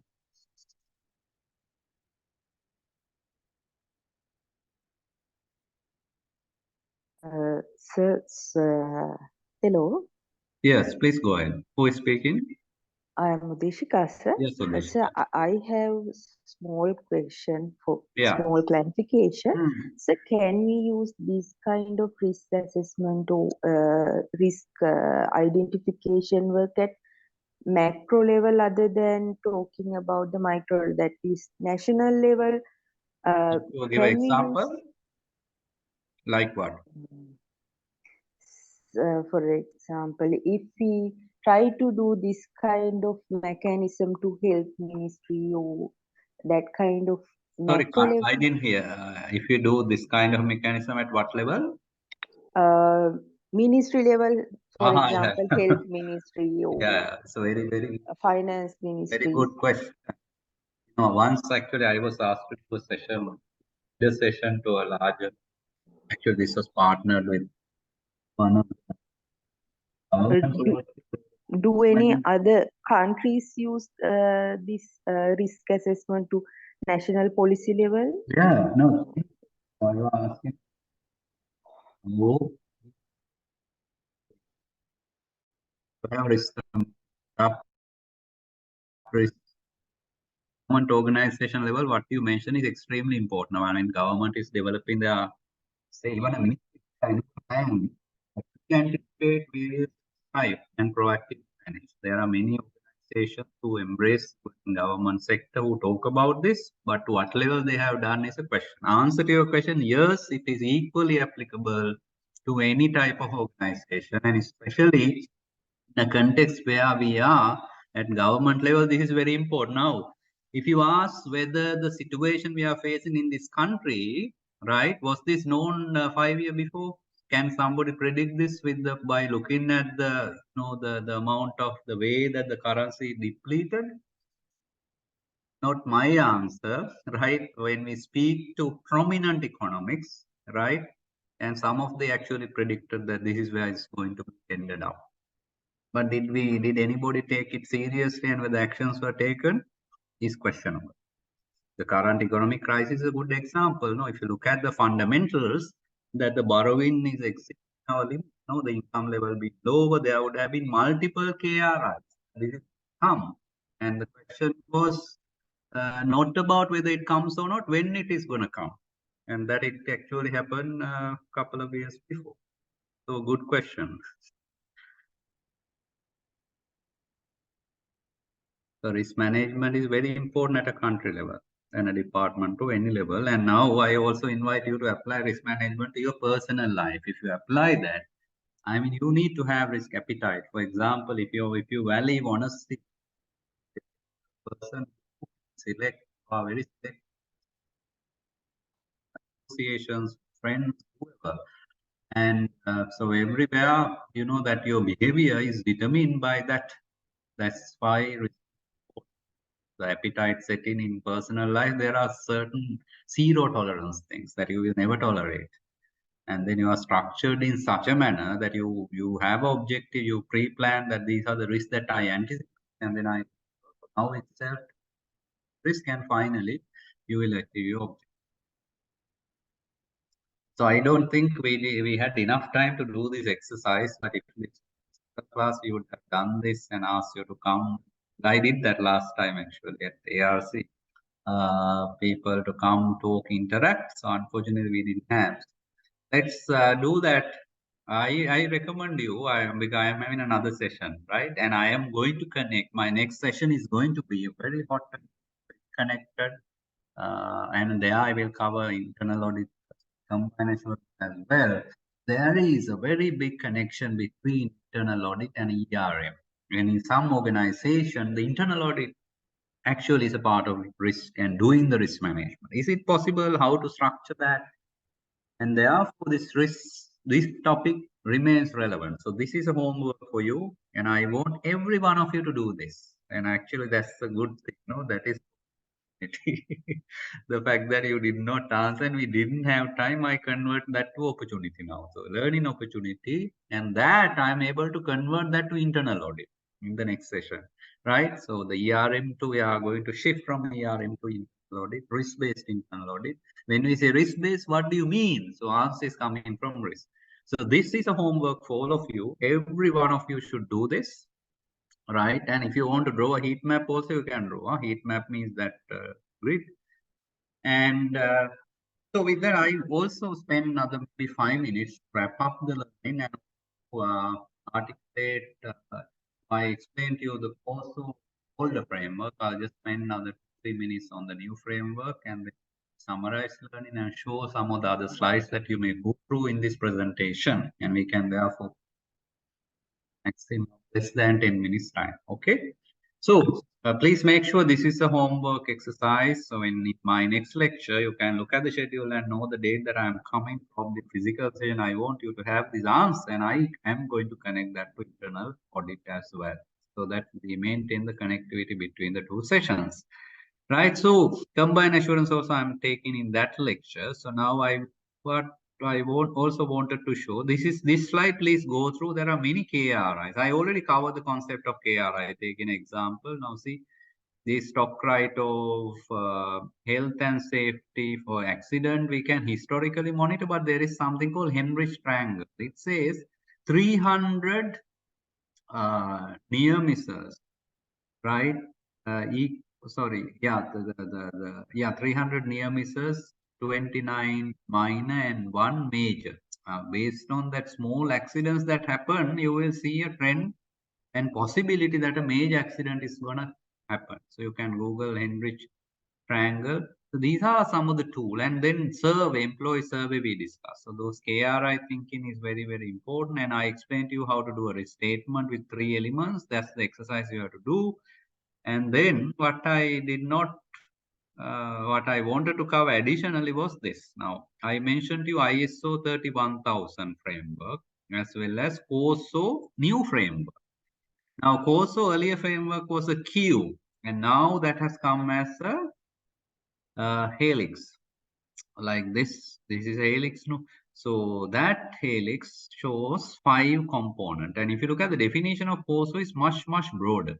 Now, they define new COSO framework, ERMS, this one. It is the culture, capability, and practices connected, integrated with strategy setting, performance, and performance. The organization rely on to manage risk in creating, preserving, and realizing value. So overall, they are connecting risk management to value, because value is much bigger than just profit. And then also they describe risk as a part of the culture, has to be part of the culture. They always talk about risk in any new project, any new initiative, and the company is capable and they have methods of doing it. And that doing thing connects to strategy setting as well as annual performance, so maybe budget. So that way, that's the idea of, if you really drill down the definition, that's the thought process behind that. So the governance culture is how whether board is serious about risk management, they are ethical, and strategy setting process. You need to identify risk in relation to that strategy. When it comes to annual performance, now we spoke about exchange rate, whatever. So you need to identify for those performance target, what are the risks, and then we need to have a process of monitoring those risks on a regular basis using information system. So this framework actually connects to strategic risk. And now I actually explained to you in this lecture what is strategic risk. We just took some example, if you remember, from Toyota and things like that. So there are 3 elements. That's it, right? 3 elements diagram. One obvious risk is that strategy may fail, right? So risk to strategy is that possibility that strategy can fail, right? Other one is you choose a strategy which is not connecting to your mission, right? So strategy is not aligning with the mission. For example, you've been a very ethical company or partnering with an unethical party to do unethical business. That's not matching with your purpose. That's also a strategic risk. Third one, that the strategy chosen create new implications. For example, you want to automate the total thing. A lot of people are upset and they are leaving. And it is not again, so automation, and now there are quality defects. Now that is the strategy, something happens that you didn't expect. There are other implications of strategy. So these are the strategic risks. I already covered strategic risks. Now, last ISO 31000, they are very, now that standard is very comprehensive because the COSO generally talked about the process. Now, latest COSO actually talks about the process. But ISO talks just 3 things. One is you need to have principles. What are the principles of risk management? For example, risk has to be connected to all the parts of the organization. It has to be a structured and comprehensive process. Each company can customize the way they do. They need to include all the available data, right? And you need to continuously develop, and human factors are very important. Best available information, we don't have perfect information, is dynamic. Daily it can change. You can't just do annually. So based on these principles, you need to have a process where you identify, analyze, measure, treat, and then you periodically review that. That's the process. Then a framework means this whole framework, right? That means you design in our company, This is how risk are assessed annually. This is how it is reviewed and reported. That whole framework with the leadership commitment, you have to connect it to your corporate governance structure. Once you design, implement, review, and improve. So the thing is, ISO 31000 has three important elements, not just the process, the framework, principle, and process, right? But today in this session, you actually understood the whole risk process, starting with the appetite setting, risk identification, risk assessment, and then risk monitoring, right? So those are the elements. I think that is sufficient, and this one is the one that I actually, how we are organizing, for example, by the standards. We just said our risk management process has 5 steps. One is in the middle, we have our business objectives, and then we set the appetite, risk identification, quantification, risk treatment, and monitoring. So like that, your company can have your own model, but broadly based on those guidelines. So I think most other areas except combined assurance I have covered. And if you look at overall, see the learning from this session is that now you have an idea of why risk management, right?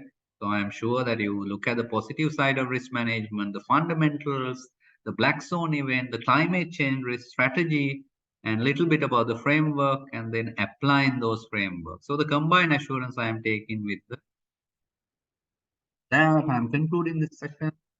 If there are any other comments, questions, we'll leave 1 minute. I hope the session was useful and you learned something. And you will also think opportunities in this field beyond being a finance professional.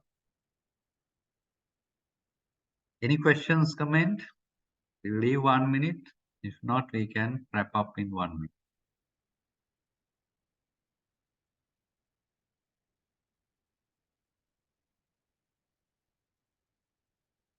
So are you happy with the lecture? Questions? Learn something? There is one condition, one question, whether condition risk, for example, tree by crash into CTB bus and damage people. Weather condition, yeah. Obviously, weather condition, that's where this, I remember in the climate change, this spoke about acute risk and chronic risk, right? So those weather condition changes definitely risk that can disrupt.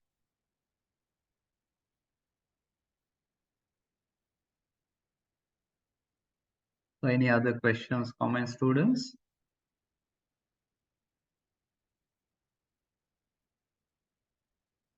Yeah, then we will conclude the session. So thank you very much for your participation throughout the session, and we there until the end of the session. And please use this in your not just passing the exam, but for your personal life as well as the career. So acute risk and chronic risk. One question: chronic risk, Kaushala, is about the long-term change in the climate, right? Now, if there are going to be a global warming, and that what are the implications that arises from the long term? Now, see, for example, we were expecting, everybody was looking rain. Now the rain is delaying, the normal weather patterns is changing. Now, gradually, we don't know when the rain, whole season will change. That will affect our cultivation to everything. And the rise in the temperature, where it will ended up. Sri Lanka. If you look at, there is a global index. Sri Lanka is a very vulnerable,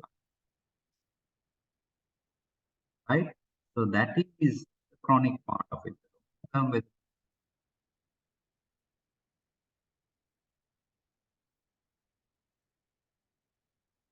I didn't understand. I could mark my Kalhari. So what do you how do you mark your attendance? To have a kind of based on what online. Kalhari, are you there?